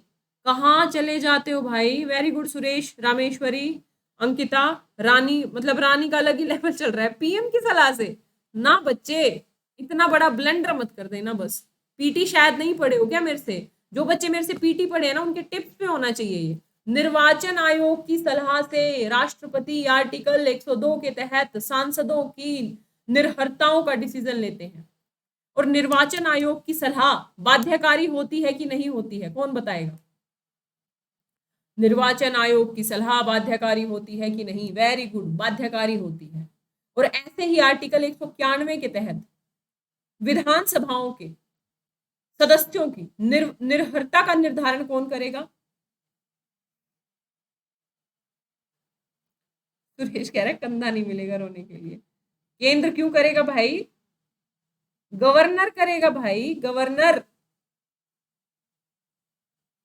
सिंपल सी बात है, इतनी जल्दी भूल जाते हो। गवर्नर करेगा। और गवर्नर किसकी सलाह से करेगा? केंद्रीय निर्वाचन आयोग की सलाह से करेगा या राज्य निर्वाचन आयोग की सलाह से करेगा? केंद्रीय निर्वाचन आयोग की सलाह से आर्टिकल 191 के तहत डिसीजन लेगा निर्भरता का राज्यपाल या फिर राज्य? संजय गजब करते हो यार। राज्य निर्वाचन आयोग कैसे? राज्य निर्वाचन आयोग केवल स्थानीय स्वशासन के चुनाव से संबंधित होता है, बाकी विधानसभा से रिलेटेड उसका कोई मतलब नहीं होता। ध्यान रखना। अब मैं बोलती हूं, आप लोग सुनो। आर्टिकल 102 के तहत संसद के सदस्यों की निर्भरता का निर्णय राष्ट्रपति करते हैं निर्वाचन आयोग की सलाह पे। आर्टिकल 191 आर्टिकल 191 के तहत राज्य के विधानसभाओं के सदस्यों की निर्भरता का निर्णय राज्यपाल करते हैं। किसकी सलाह से? निर्वाचन आयोग की सलाह से, राज्य निर्वाचन आयोग की सलाह से नहीं। ठीक है, ध्यान रखना। अब जैसे ये बोल रहा है कि भाई अयोग्यताओं की बात ऑलरेडी हमारे संविधान में कही गई है, लेकिन उसके अलावा भी और भी योग्यताएं हैं जिनका जिक्र किया गया है आरपीए एक्ट में। अधिनियम में कुछ अपराधों की सजा पर अयोग्यता है, जैसे मतदाताओं को मतदान कोई जरूरत नहीं है। जैसे मतदाताओं को मतदान करने से यदि रोक रहे हो, आप जबरदस्ती रोक रहे हो, कोई जरूरत नहीं है, याद नहीं रहेगा। ये याद रहेगा यदि आप अस्पृश्यता बरत रहे हो, यदि आप सती प्रथा को फॉलो करवा रहे हो, यदि आप घरेलू हिंसा में संलिप्त हो, यदि आप दहेज आदि की प्रथाओं को सपोर्ट करते हो, तो आपको अयोग्य ठहराया जा सकता है, यदि आप दोषी पाए जाते हो तो। इसके अलावा आप मतदाताओं से धर्म, नस्ल, जाति, समुदाय आदि के आधार पर मतदान करने या मतदान से परहेज करने की अपील करते हो तो। यदि आप लोगों को कहते हो धर्म के आधार पर वोट दो, तो फिर आपको अयोग्य ठहराया जा सकता है। नस्ल के आधार पे, जाति के आधार पे, समुदाय के आधार पे यदि विभेद बरतते हो, आप मतदान करने से रोकते हो, तो आपको अयोग्य ठहराया जा सकता है। ठीक, यदि आप उम्मीदवार कोई है वो बूथ कैप्चरिंग में संलिप्त पाया जाता है, तो आपको अयोग्य ठहराया जा सकता है। बूथ कैप्चरिंग यदि आप करते हो, यदि आप दो समुदायों के बीच शत्रुता या घृणा की भावनाओं को बढ़ावा देते हो, तो आपको अयोग्य ठहराया जा सकता है। सरकार की सेवा में किसी भी व्यक्ति से किसी भी प्रकार की सहायता प्राप्त करना। सरकार की सेवा में किसी भी व्यक्ति से कोई जरूरत नहीं है, याद नहीं रहेगा, इजी इजी याद रखेंगे ना। रिश्वतखोरी का अपराध या निषिद्ध मामले, मतलब रिश्वतखोरी यदि आप भ्रष्टाचार में संलिप्त पाए जाते हो, आप निषिद्ध माल का, जो मैंने वहां पे बताई थी ना सारी चीजें, निषिद्ध माल का आयात निर्यात, अस्पृश्यता, ये भ्रष्टाचार, रिश्वतखोरी, सती प्रथा, है ना, दहेज प्रथा, घरेलू हिंसा, इस इत्यादि यदि अपराधों में आप संलिप्त हैं, तो फिर आपको क्या किया जाएगा? क्या किया जाएगा? अयोग्य घोषित किया जा सकता है। यानी क्या देखा हमने? योग्यताएं देखी, लोकसभा की, विधानसभा की अयोग्यताएं देखी। अयोग्यताओं का निर्धारण 102 191 के तहत किया जाता है, लेकिन उन अयोग्यताओं के अलावा और भी अयोग्यताओं का जिक्र है, जिसमें आप इसमें से 5-6 याद रख सकते हो, जैसे सती प्रथा, घरेलू हिंसा, दहेज, अस्पृश्यता, मतदाताओं को धर्म, नस्ल, समुदाय, जाति के आधार पर बांटना, उनको मतदान करने के लिए इन आधारों पर मतदान करने के लिए अपील करना, बूथ कैप्चरिंग करना, दो समुदायों के बीच शत्रुता, घृणा की भावना को बढ़ाना, ठीक है, रिश्वतखोरी या निषिद्ध माल का आयात निर्यात करना इत्यादि यदि आप करते हो, तो भी आप अयोग्य ठहराए जा सकते हो। इसके अलावा यदि भ्रष्टाचार या विश्वासघात के लिए सरकारी सेवा से आपको बर्खास्त किया गया है, एक व्यक्ति जिसने भारत सरकार या किसी राज्य की सरकार के तहत पद धारण किया है, मतलब कोई सरकारी पद पे है, भ्रष्टाचार के लिए या राज्य के प्रति वफादारी के लिए बर्खास्त कर दिया गया, वह एक अवधि के लिए अयोग्य हो जाएगा। गुनगुना पानी दे दीजिए।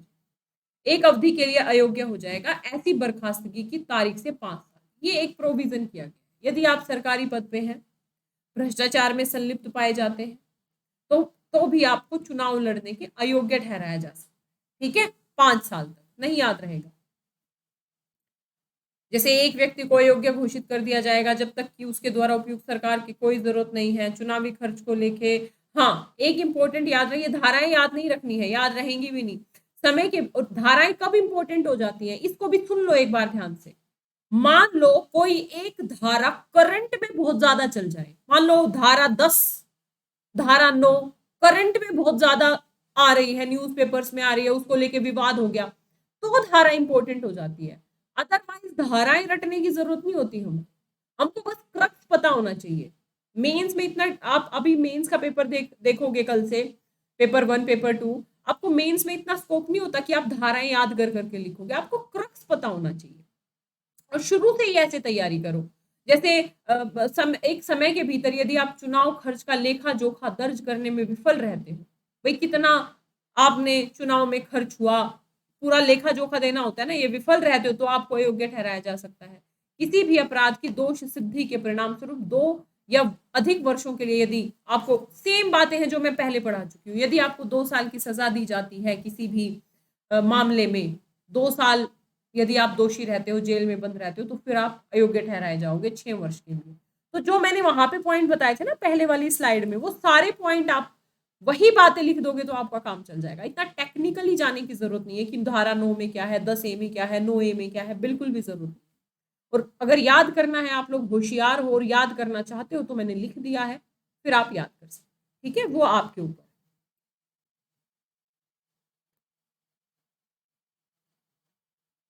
समझे? तो क्या देखा हमने, सांसद सदस्यों की योग्यता देख ली, लोकसभा की योग्यता, विधानसभा की योग्यता, दोनों की अयोग्यताएं। अयोग्यताओं में मैंने बहुत सारी चीजें बता दी जो मैं ऑलरेडी आपको पहले बता दी। 2 चीजें, योग्यता अयोग्यता का जिक्र है। अगला जिक्र है जी चुनाव याचिकाओं का। चुनाव याचिकाओं का मतलब क्या है, आरपीए 1951 चुनाव से संबंधित विवादों को भी निपटाता है, यानी चुनाव से संबंधित जो विवाद होंगे उनके निपटान के संबंध में भी व्यवस्था करता है आरपीए एक्ट। और चुनाव याचिकाओं को प्रस्तुत करने का एक तरीका भी प्रदान करता है कि भाई आप, यदि आप विवाद है तो आप कहाँ याचिका प्रस्तुत करोगे। इसकी धारा, चुनाव याचिका, प्रस्तुत चुनाव याचिका को छोड़कर किसी भी चुनाव को प्रश्न में नहीं, कोई जरूरत नहीं है। विशेष राज्य के उच्च न्यायालय का मूल अधिकार, ये इंपॉर्टेंट नहीं है, ये इंपॉर्टेंट है कि यदि चुनाव से संबंधित विवाद होते हैं, एमपी के संबंध में, एमएलए के संबंध में, तो उस विशेष राज्य के उच्च न्यायालय का मूल अधिकार क्षेत्र है। यदि मान लो कि किसी एमपी के संबंध में, ये भी पढ़ा चुकी हूँ आपको, विवाद है, या फिर एमएलए के संबंध में विवाद है, तो उस राज्य के हाई कोर्ट के पास आप याचिका लेके जाओगे कि देखो भाई इस तरीके का विवाद है, सुनवाई करो। और इसी में आप जो 2000 किसमें संशोधन हुआ, मेरे ख्याल से इतना याद नहीं रखना है, जो एक संशोधन हुआ कि जो राष्ट्रपति से संबंधित विवाद है या उपराष्ट्रपति से संबंधित विवाद है, वो कहाँ जाएंगे, सीधे सुप्रीम कोर्ट में। यानी अगला तीसरा पॉइंट आपको याद रखना है कि आरपीए एक्ट चुनाव से संबंधित विवादों का निपटारा कैसे होगा, इस बात के ऊपर भी प्रकाश डालता है। यदि एमपी, एमएलए इत्यादि के चुनाव से संबंधित वादों का मुद्दा है तो हाई कोर्ट में सुनवाई होगी, और यदि राष्ट्रपति और उपराष्ट्रपति के चुनाव के विवाद से संबंधित मुद्दा है तो फिर सुनवाई कहाँ होगी, सुप्रीम कोर्ट में होगी सीधे। इसके अलावा और क्या है जी, चौथी बात, सारी चीजें पढ़ा चुकी हूँ, ये एक तरतीब तरीके से है। फिर राजनीतिक दलों का पंजीकरण की व्यवस्था है, इसमें ये धारा याद नहीं रखनी, बताता है कि भारत के चुनाव आयोग को राजनीतिक दलों, संघों और निकायों को पंजीकृत करने का अधिकार देता है। किसको? चुनाव आयोग राजनीतिक दलों को पंजीकृत करे, संघों को पंजीकृत करे, निकायों को पंजीकृत करे, और कुछ मानदंडों के आधार पर पार्टियों को राष्ट्रीय और राज्य पार्टियों के तहत वर्गीकृत करता है। यानी ये आरपीए एक्ट के तहत ही कौन सी पार्टी नेशनल पार्टी होगी, कौन सी पार्टी स्टेट पार्टी होगी, ये सारे मानदंड इसी आरपीए एक्ट में लिखे हैं। तो 4 चीजें क्या पढ़ी, सदस्यों की योग्यताएं, लोकसभा के सदस्यों की योग्यताएं, विधानसभा के सदस्यों की योग्यताएं, सदस्यों की अयोग्यताएं, किन किन मामलों में योग्यताएं, वही पुराने मामले 8-10 मामले हैं, अयोग्य घोषित किया जा सकता है। और तीसरा मामला हमने देखा, चुनाव से संबंधित विवादों के मामले कहाँ जाएंगे, बिल्कुल तरतीब तरीके से हमें पता है कहाँ कहाँ जाएंगे। चौथा मामला हमने देखा, राजनीतिक दलों का पंजीकरण कौन करेगा, तो चुनाव आयोग करेगा। ठीक है जी, और क्या करना है याद, और ये याद करना है कि कौन सी पार्टी पॉलिटिकल ये नेशनल पार्टी है, कौन सी पार्टी स्टेट पार्टी है, इस बात का निर्धारण कौन करेगा, तो कौन करेगा इस बात का निर्धारण, सॉरी इस बात का जो मानदंड है वो कहाँ है, तो वो इसी एक्ट में दिए गए हैं कि कौन सी पॉलिटिकल पार्टी होगी। ये देख लेना, नेशनल पार्टी के लिए मैं ऑलरेडी बता चुकी हूँ, ये सब चीजें चाहिए।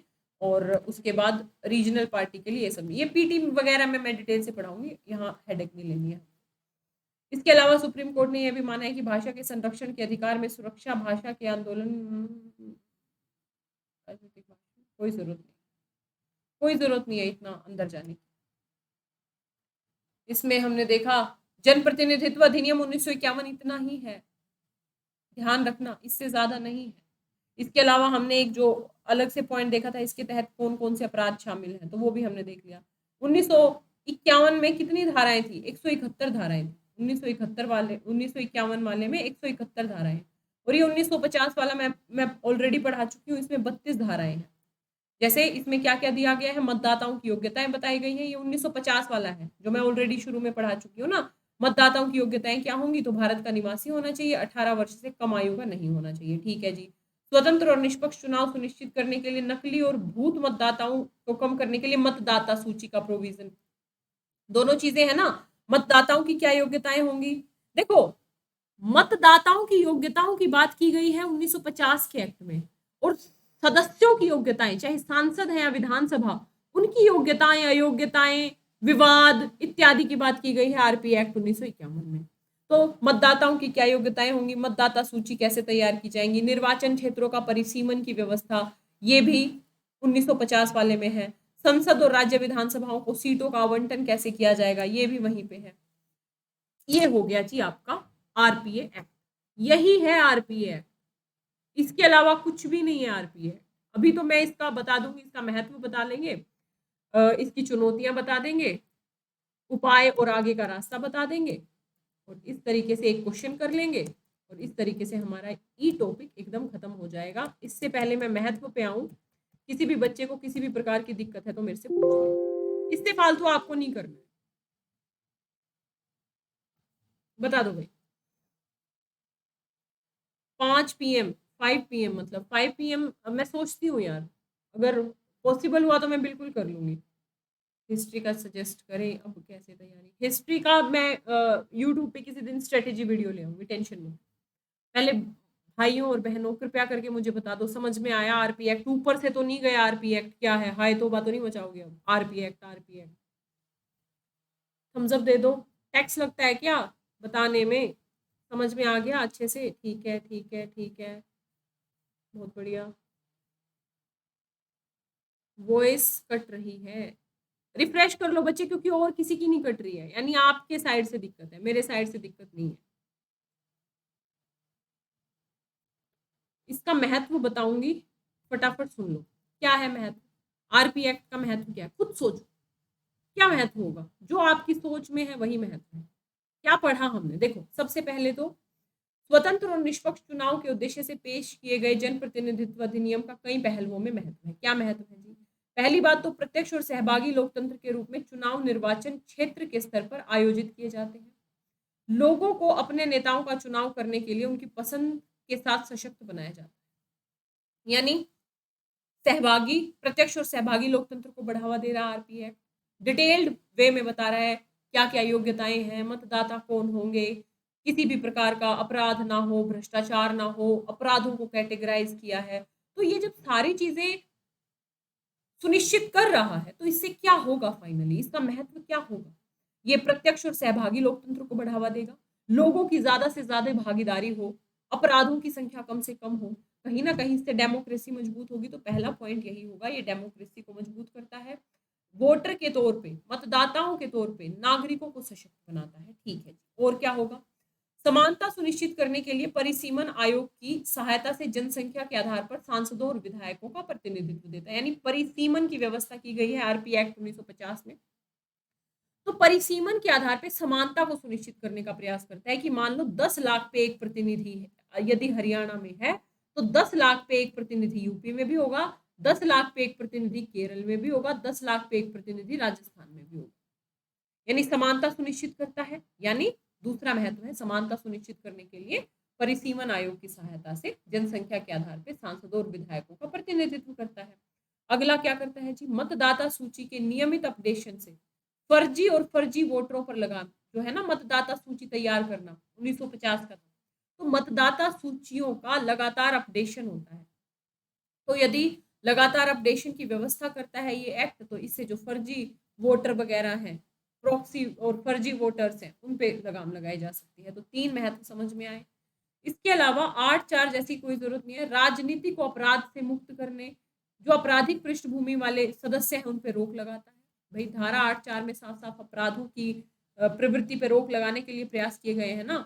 बकायदा इस एक्ट में ये बताया गया है कि कौन कौन से कार्य अपराध होंगे, किन किन कार्यों को अपराध माना जाएगा। तो ये कहीं ना कहीं आपराधिक पृष्ठभूमि वाले सदस्यों को दूर करने का काम करता है संसद या विधानसभाओं से। महत्व तो है ही, वो अलग बात है इम्प्लीमेंटेशन कितना हो रहा है। अगला, स्वतंत्र निष्पक्ष चुनाव को बढ़ावा देना, क्योंकि यह उम्मीदवारों को मतदाताओं को प्रभावित करने के लिए धन बल का उपयोग करने से रोकता है। चौथा समझ में आया, अपराधीकरण की प्रवृत्ति को रोकने का काम कर रहा है, क्योंकि ये कैटेगराइज कर रहा है अपराधों को कि जो ये अपराधों में संलिप्त पाए जाएंगे उनको अयोग्य घोषित किया जा सकता है। इसके अलावा स्वतंत्र और निष्पक्ष चुनाव को बढ़ावा दे रहा है आरपी एक्ट, क्योंकि यदि कोई उम्मीदवार धन बल का प्रयोग करके मतदाताओं को प्रभावित करता है तो उसे अपराध की श्रेणी में माना गया है, उसे अयोग्य घोषित कर दिया जाएगा। तो ये स्वतंत्र और निष्पक्ष चुनाव को भी बढ़ावा दे रहा है। क्लियर है। इसके अलावा चुनावी बॉन्ड जैसे साधनों के साथ राजनीतिक फंडिंग में पारदर्शिता के रूप में केवल वे राजनीतिक दल जो पंजीकृत है धन, मतलब एक इंपॉर्टेंट बात यह भी है कि जो राजनीतिक दल पंजीकृत हैं, धारा वगैरह याद रखने की जरूरत नहीं है, जो राजनीतिक दल पंजीकृत है ना वही फंडिंग प्राप्त कर सकते हैं। ठीक है, वही फंडिंग प्राप्त कर सकते हैं। तो इससे पारदर्शिता बढ़ती है। ऐसा नहीं है कि मान लो मैं 5 लोगों के साथ एक राजनीतिक दल बना के बैठ जाऊं, मैं कहूँ फंड दो मुझे, फंड दो, तो मैं वैलिड नहीं हूँ। फंड फंड प्राप्त करने के लिए मैं वैध नहीं हूँ, मैं वैध नहीं मानी जाऊंगी। इसलिए जो पंजीकृत राजनीतिक दल है उन्हीं को फंडिंग मिल सकती है। तो ये कहीं ना कहीं राजनीतिक फंडिंग में पारदर्शिता को बढ़ावा देने का काम करता है। इसके अलावा एक पॉइंट और आप इसमें ऐड कर सकते हो कि यदि आपको 20,000 से ज्यादा का कोई भी, क्या बोलते हैं उसको, फंडिंग मिलती है तो आपको सूचना देनी पड़ेगी। इस तरीके से भी पारदर्शिता को बढ़ावा मिलता है। इसके अलावा उम्मीदवारों के लिए भ्रष्टाचार और कदाचार से दूर रहने और जनता के काम करने के एक निवारक के तौर पे भी काम करता है कि यदि उम्मीदवार भ्रष्टाचार इत्यादि में संलिप्त पाए जाते हैं तो फिर क्या होगा, अयोग्य ठहरा दिया जाएगा उनको। तो भ्रष्टाचार कदाचार से दूर रहने के लिए प्रावधान किए गए हैं। ये हो गए इसके महत्व। मेरे हिसाब से किसी महत्व में कोई दिक्कत नहीं आएगी क्योंकि डिटेल से पढ़ा है आप लोगों ने, है ना। प्रत्यक्ष और सहभागी लोकतंत्र सशक्त बनाता है, समानता के लिए परिसीमन हो गया, मतदाता सूची हो गई, अपराध से मुक्त हो गया, धन बल से मुक्त हो गया, तो स्वतंत्र और निष्पक्ष चुनाव, और राजनीतिक फंडिंग में पारदर्शिता, तो जो पंजीकृत राजनीतिक दल हैं वही फंडिंग प्राप्त कर सकते हैं। और इसके साथ ही दूसरा पॉइंट इसमें क्या लिख सकते हैं हम कि आपको 20,000 से ज्यादा की यदि फंडिंग है तो उसकी सूचना देना होगा, तो इससे भी पारदर्शिता आ रही है और कहीं ना कहीं भ्रष्टाचार और कदाचार से दूर रहने के लिए, जनता का काम करने के लिए निवारक के रूप में काम करता है। ठीक है, इसके बाद इसकी चुनौतियां देख लेते हैं फटाफट, क्या क्या चुनौतियां हैं जी। ठीक है, चुनौतियां ऐसा करेंगे इसकी क्योंकि थोड़ा सा ना चुनौतियां वगैरह बच गई, इसका और एक क्वेश्चन बच गया। वैसे तो हो गया है ये क्वेश्चन, आप लिखने का प्रयास करना। हाल ही में चुनाव आयोग ने उम्मीदवारों को एक से अधिक निर्वाचन क्षेत्रों से लड़ने से रोकने की पहल की है कि भाई एक जो उम्मीदवार है एक से ज्यादा निर्वाचन क्षेत्रों पे चुनाव ना लड़े। आरपी एक्ट अधिनियम के तहत चली आ रही इस व्यवस्था का चुनाव आयोग द्वारा विरोध किए जाने का क्या कारण है। मतलब एक व्यक्ति 2 जगह से चुनाव लड़ सकता है वर्तमान में, है ना। तो चुनाव आयोग के द्वारा ये कहा गया है कि भाई ये व्यवस्था गलत है। क्यों गलत है? क्योंकि एक जगह से चुनाव लड़ता है, जीत जाता है यदि दोनों जगह से, तो फिर दूसरी जगह पे दोबारा चुनाव कर, क्योंकि दोनों जगह से तो वो प्रतिनिधि रह नहीं सकता, दूसरी जगह पे फिर चुनाव करवाने पड़ रहे हैं। इससे सरकारी तंत्र, इससे पैसा बहुत खर्च हो रहा है, व्यवस्था ये बेहतर नहीं है। तो इसी के संदर्भ में ये क्वेश्चन है। इसका मैंने वो भी दिया हुआ है, फ्रेमवर्क भी दिया हुआ है, तो देख लेना। इसके अलावा इसकी चुनौतियां आप मैं बता देती हूँ यार, वरना फिर इसके लिए क्या कल क्लास लेंगे। ठीक है, 10 मिनट और रुक जाओ, सब्र करो जरा, जल्दी तो नहीं है, पढ़ा दूं ना। 10 मिनट और दे दो बस, मुझे 10 मिनट और दे दो।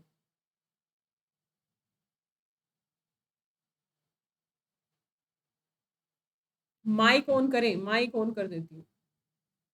माइक ऑन कर दिया भाई, पूछो। ऑन कर दिया माइक। मैम हाँ बच्चे बताओ।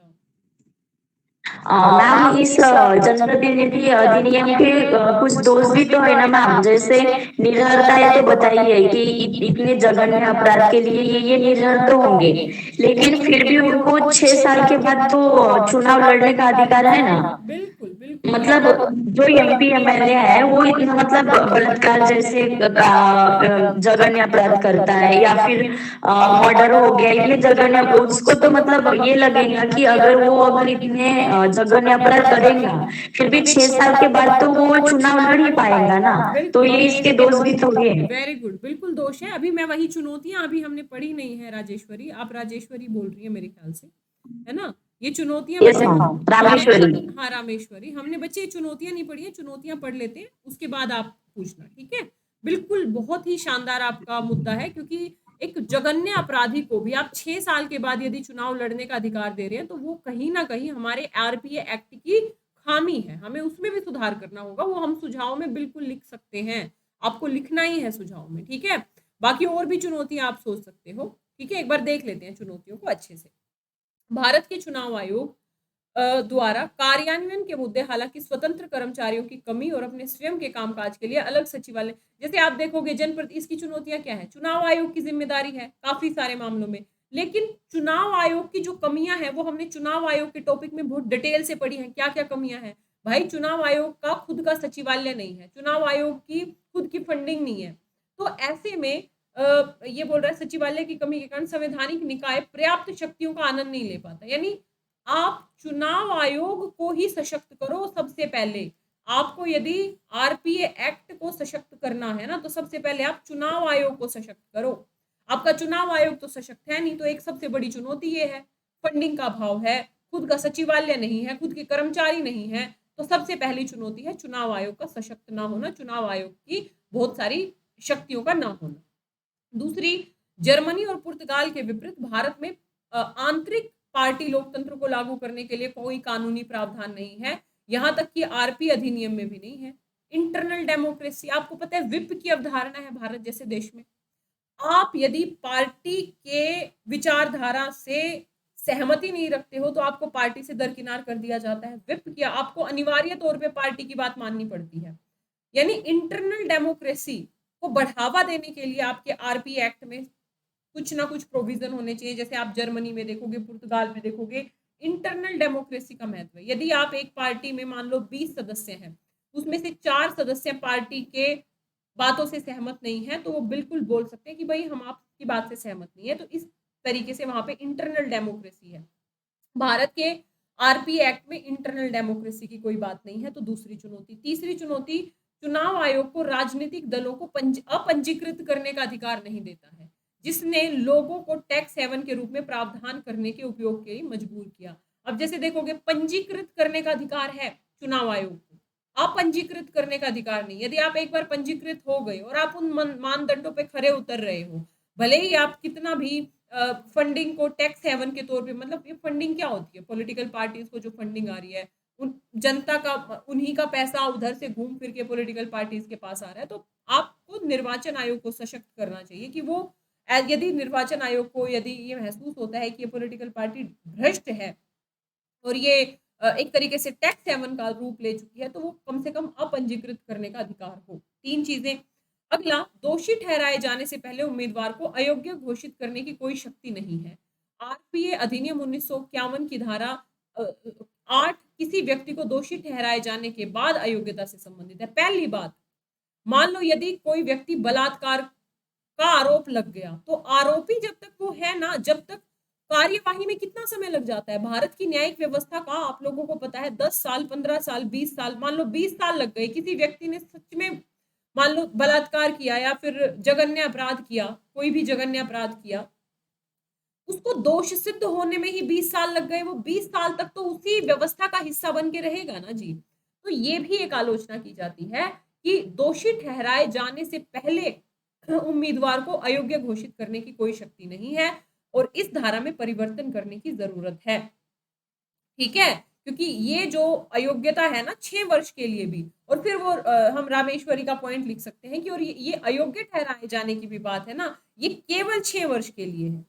ये केवल 6 वर्ष के लिए है। तो ये भी अपने आप में हास्यास्पद है। एक ऐसा व्यक्ति जो इतना जघन्य अपराध करके आया है, उसे आप केवल 6 वर्ष तक के लिए ही बेसिकली चुनाव लड़ने से रोक रहे हो। तो इस बात में भी संशोधन करने की जरूरत है। तो ये 2 पॉइंट हो गए। भले ही सर्वोच्च न्यायालय और आरपीए ने संपत्ति और देनदारियों की घोषणा के लिए अनिवार्य किया हो, लेकिन उम्मीदवार सही विवरण का खुलासा नहीं करते। कौन सा उम्मीदवार सही बताता है भाई? ये भी तो सुनिश्चित करना काम है ना। आपने उनसे जानकारी तो मांगी है। ये भी जनप्रतिनिधित्व अधिनियम की चुनौती है कि आपने संपत्ति और देनदारियों की घोषणा करने की जिम्मेदारी दी है, लेकिन सही खुलासा ही नहीं करते वो इन देनदारियों का।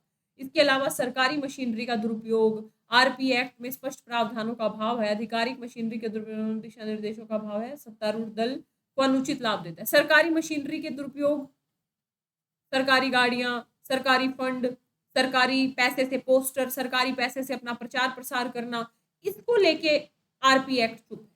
और कई बार आपने ये मुद्दे देखे होंगे, ये जो बड़े बड़े पोस्टर अलग अलग पॉलिटिकल पार्टीज लगाती हैं, अपने पैसे से लगाती है कि जनता के पैसे से लगाती है, यानी सरकारी मशीनरी का दुरुपयोग हो रहा है। तो इसके ऊपर आरपी एक्ट मौन है। इसके ऊपर आरपी एक्ट में स्पष्ट प्रोविजन होने चाहिए कि सरकारी पैसे का प्रयोग आप अपने फायदे के लिए नहीं करोगे। उदाहरणतः सुप्रीम कोर्ट ने इंदिरा गांधी को चुनावी कदाचार का दोषी पाया और निर्वाचन क्षेत्र में चुनाव को शून्य और शून्य घोषित कर दिया। इसकी कोई जरूरत नहीं। बेसिकली सरकारी मशीनरी के दुरुपयोग को लेके कोई वो नहीं। इसके अलावा झूठे हलफनामे या सामग्री के निलंबन को आरपी अधिनियम के तहत चुनावी अपराधों के आधार के रूप में शामिल नहीं किया। यदि कोई व्यक्ति झूठा हलफनामा देता है, मान लो उसके ऊपर बहुत सारे आपराधिक मुकदमे हैं और वो झूठा हलफनामा देता है, तो इसे अपराध नहीं माना गया है। ध्यान रखना। तो ये भी एक समस्या है। झूठ बोल दे, बोलते ही हैं बहुत सारे जो क्या बोलेंगे, प्रतिनिधि हैं। इसके अलावा इसकी धारा 77 कोई जरूरत नहीं है। प्रत्येक उम्मीदवार को खर्च पर एक सीमा के साथ सभी चुनावी खर्च का अलग एक लेखा जोखा रखना होता है। वही एक सीमा निर्धारित कर रखी है। जैसे लोकसभा चुनाव के लिए शायद ये 25 लाख के आसपास है। देख लेना एक बार, ये फैक्चुअल चीजें हैं। मान लो जो सीमा है ना, उसका लेखा जोखा रखना होता है कि भाई 25 लाख मान लो चुनाव में खर्च करने फॉर एग्जाम्पल, तो 25 लाख का लेखा जो, लेकिन राजनीतिक दलों पर ऐसी कोई सीमा मौजूद नहीं है। राजनीतिक दल उस सीमा का पालन ही नहीं कर पाते। पता नहीं कितना अथाह पैसा खर्च करते हैं। वो पैसा कहाँ से आता है? फिर वो पैसा बेसिकली कहीं ना कहीं दूषित करता है पूरी डेमोक्रेसी को। तो कहीं ना कहीं इस बात की भी जरूरत है कि ये सुनिश्चित किया जाए कि एक निश्चित सीमा तक ही पैसा खर्च किया जाए। यही इसकी चुनौतियां हैं। तो चुनौतियों में हमने क्या देखा? चुनाव आयोग को सशक्त करो जी, इंटरनल डेमोक्रेसी को बढ़ाओ जी, राजनीतिक दलों को अपंजीकृत करने का अधिकार दो जी, यदि राजनीतिक दल टैक्स हेवन के तौर पे काम करते हैं। यदि क्या नाम है, दोषी ठहराए जाने से पहले अयोग्य नहीं ठहरा सकते, ये बहुत बड़ी कमी है आरपी एक्ट की। और दोषी ठहराए जाने के बाद भी केवल 6 वर्ष तक ही आप दोषी ठहरा मतलब रोक रहे हो, तो ये बहुत बड़ी कमी है। और भले ही आरपी एक्ट में जो संपत्ति और देनदारियों की घोषणा करने की बात की गई है, लेकिन उसमें भी पारदर्शिता का अभाव है। बेहतर तरीके से वो घोषणा नहीं करते हैं। सरकारी मशीनरी के दुरुपयोग का मुद्दा है, उसको लेके आरपी एक्ट में कोई बात नहीं की गई है। झूठे हलफनामे यदि कोई भरता है तो उसके आधार पे योग्य नहीं ठहराने का प्रोविजन है। और जो एक सीमा है, उस सीमा के आधार पर, उस सीमा के अंडर रह के ही आप खर्च करो, इस तरीके का प्रोविजन होना चाहिए। तो ये प्रोविजन नहीं है, ये इसकी चुनौतियां हो गई। आगे हम क्या कर सकते हैं? तो दूसरी एसआर ये एआरसी जो रिपोर्ट थी, एआरसी रिपोर्ट के सुझाव के अनुसार चुनाव के लिए राज्य के वित्त पोषण की शुरुआत की जा सकती है। मतलब एक सुधार है इसका। एआरसी जो रिपोर्ट है ना, इसमें ये कहा गया था कि भाई जो दूसरी एआरसी सेकंड एआरसी रिपोर्ट है, इसमें ये कहा गया था कि चुनाव के लिए राज्य द्वारा वित्त पोषण किया जाए, यानी व्यक्ति खुद ना खर्च करे, राज्य उसको मान लो 20 लाख 25 लाख दे, तो राज्य वित्त पोषण की शुरुआत कर सकते हो, ताकि प्रत्येक व्यक्ति को भागीदारी का अवसर मिले ना। एक गरीब व्यक्ति तो चुनाव लड़ने के बारे में सोच भी नहीं सकता, तो चुनाव कैसे घूमता रहता है? कुछ ही लोगों के बीच में घूमता रहता है ना। तो राज्य वित्त पोषण की शुरुआत कर सकते हो। और अपना नाम लेके मत करना, सेकंड एआरसी ने कहा। अधिक शक्ति, आप क्या सुझाव हो सकता है? इलेक्शन कमीशन को ज्यादा सशक्त बनाओ, फंडिंग दो, सचिवालय बनाओ, कर्मचारी दो, और ज्यादा शक्ति राजनीतिक दलों को अपंजीकृत करने इत्यादि की शक्ति दो, यानी राज्य द्वारा वित्त पोषण हो। चुनाव आयोग को सशक्त किया जाए। चुनाव आयोग की कमियां देख ली, किस किस आधार पर सशक्त किया जाए आपको पता लग गया। राजनीति को अपराध से मुक्त करने के लिए संसद उच्चतम न्यायालय की सिफारिश के अनुसार कानून बनाए। उच्चतम न्यायालय जो समय समय पे सिफारिश देता है राजनीति को अपराध मुक्त करने के लिए, उसके आधार पे आरपीए एक्ट में संशोधन होना चाहिए समय काल परिस्थिति के अनुसार, वो होना चाहिए। इसके अलावा अयोग्यता के आधार के रूप में धारा झूठा हलफनामा दाखिल करना के तहत दोष सिद्धि और झूठे हलफनामे के लिए बड़ी सजा को शामिल करें, यानी जो यदि झूठा हलफनामा दिया जाता है किसके द्वारा और यदि दोष सिद्ध हो जाता है तो उसके लिए सजा का प्रावधान होना चाहिए। विधि आयोग ने झूठे खुलासे की घटनाओं को रोकने के लिए विजेता उम्मीदवार के हलफनामे के सत्यापन की एक स्वतंत्र विधि स्थापित करने की सिफारिश की है।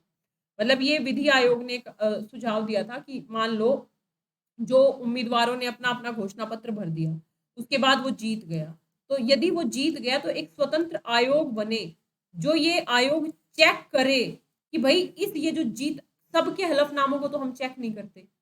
मान लो 545 सदस्य जीत के आएंगे लोकसभा के, नामांकन कितने लोग भरेंगे, 2000 भी भर सकते हैं, 4 नामांकन भरने में क्या जाता है, 25,000 देने हैं, तो सबकी तो जांच कर नहीं सकते, लेकिन कम से कम इतना तो कर सकते हैं कि जो जो जीत के आए हैं उनके हलफनामों की जांच कर दी जाए एक स्वतंत्र आयोग द्वारा कि भाई इसने सही बताया है कि गलत बताया है, ताकि झूठे हलफनामे की जो प्रवृत्ति है उसको रोका जा सके। इसके अलावा चुनावी अपराध करने वाले किसी भी व्यक्ति पर मुकदमा चलाने के लिए के तहत चुनाव आयोग को अतिरिक्त शक्तियां दी जाए। यदि कोई चुनावी अपराध करता है तो उसके लिए भी चुनाव आयोग को ज्यादा शक्तियां दी जाए। राजनीतिक दल ने मतदाताओं को रिश्वत दी तो पार्टियों के खिलाफ चुनाव आयोग द्वारा, मतलब वही है कि यदि आप भ्रष्टाचार कर रहे हो, चुनावी अपराध कर रहे हो, तो चुनाव आयोग को ज्यादा सशक्त किया जाए। इसके अलावा पेड न्यूज को भी इसके तहत चुनावी अपराध बनाया जाए। पेड न्यूज का बहुत इंपॉर्टेंट है, पेड न्यूज को अपराध की आज का आप मीडिया देखोगे तो आज का मीडिया मीडिया थोड़ी ना रह गया, आज का मीडिया तो पेड न्यूज है एक तरीके से।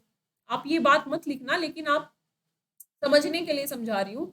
पेड न्यूज एक बहुत बड़ी समस्या है ना, आप पैसे दे के अपने पक्ष में पॉजिटिविटी फैला रहे हो। पैसे किसे बुरे लगते हैं, आप पत्रकार को देते हो। आप एक नई एक वेब सीरीज है, मैं अभी देख रही थी कई दिन पहले, मुझे उस वेब सीरीज का नाम नहीं है, पूरी पत्रकारिता के ऊपर है। किस पे है, शायद जी5 पे या हॉटस्टार पे है, मैं बताऊंगी क्या नाम है उसका। सोनाली बेंद्रे है उसमें, सोनाली बेंद्रे उसमें पत्रकार है, ठीक है। तो पूरा का पूरा सिस्टम दिखाया है किस तरीके से मैनिपुलेट किया जाता है। तो इस तरीके की नकारात्मक गतिविधियों को रोकने के लिए भी आरपी एक्ट में आप उसको स्थान दो, पेड न्यूज, क्योंकि समस्या है।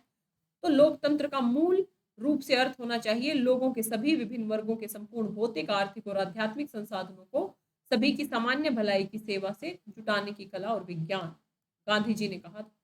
और इसलिए लोक प्रतिनिधित्व अधिनियम मदद करता है एक निष्पक्ष, स्वतंत्र और पारदर्शी चुनाव प्रक्रिया प्राप्त करना, जो लोकतंत्र की पहचान है और एक तरह से लोगों को सशक्त बनाने में मदद करता है। जैसा कि गांधी जी ने कहा था, यदि आरपीए एक्ट बेहतर तरीके से काम करे और इस आरपीए एक्ट की जो चुनौतियां हैं, जो कमियां हैं, उनमें सुधार कर लिया जाए, तो वास्तव में हम एक डेमोक्रेसी को और ज्यादा मजबूत बना सकते हैं, संघवाद को और ज्यादा मजबूत बना सकते हैं, है ना। तो यही है आरपीए एक्ट। ये क्वेश्चन आपका खुद का है, क्वेश्चन देख लेना, इसका आंसर मैंने पीछे दिया है, पहले क्वेश्चन लिखने का प्रयास करना। तो हो गया भाई आरपी एक्ट। कल की क्लास होगी, एक अच्छा सा मुद्दा ले लेते हैं, आई थिंक पंचायतें शुरू कर देते हैं। पंचायतों के बाद बस हमारा एक टॉपिक बच जाएगा, प्रतिनिधित्व प्रणालियां, ठीक है। बाकी फिर हमारा माइक ऑन कर देती हूँ, माइक ऑन कर देती हूँ। बताओ भाई क्या समस्या है, माइक ऑन कर दिया। Article hello ma'am. हाँ बच्चे बताओ। हाँ, जैसे मैम और एक ये दिए हुए है कि जैसे सांसद को अपनी जितनी प्रॉपर्टी है वो शो करना है, हाँ हाँ लेकिन मैम जैसे जैसे एक एक एमपी और एमएलए के पास इतनी सारी लग्जरियस कार है और ऊपर से बहुत सारी संपत्ति है, तो ये भी तो प्रावधान हो सकता है कि उन्होंने जितना मतलब संपत्ति का हवाला दिया है कि हमारे पास इतने, लेकिन एक एक एमपी के पास करोड़ों की संपत्ति होती है मैम, तो जैसे वो उसको जब्त करने का भी तो आदेश दे सकता है, मतलब कुछ राज्य के स्तर पे। बिल्कुल बिल्कुल बिल्कुल, बहुत अच्छा प्रोविजन है, जैसा कि अभी हमने पढ़ा भी है, जो लास्ट वाला प्रोविजन है ना, कि चुनाव जीतने के पश्चात एक अलग से आयोग बनाया जाए कि एक तो हलफनामा सही दिया है कि नहीं, और यदि झूठा दिया है और वो संपत्ति अवैध पाई जाती है तो उसको कुर्क करने की, बेसिकली शब्द आता है इसमें, कुर्क करने की जो क्या बोल सकते हैं कि व्यवस्था की जा सकती है, ठीक है। तो बिल्कुल सही बात, ठीक है। तो इसको ऐड कर सकते हो भाई। बाकी स्वस्थ रहिए, मस्त रहिए, बहुत शानदार टॉपिक था और बहुत अच्छे से आप लोगों ने समझा। आंसर लिखने का प्रयास करना बाकी इसमें एक दो सुझाव आप गूगल करके भी एक दो इधर उधर ऐड कर सकते हो, ठीक है। बाकी स्वस्थ रहिए, मस्त रहिए। जय हिंद, जय भारत, ऑल द बेस्ट।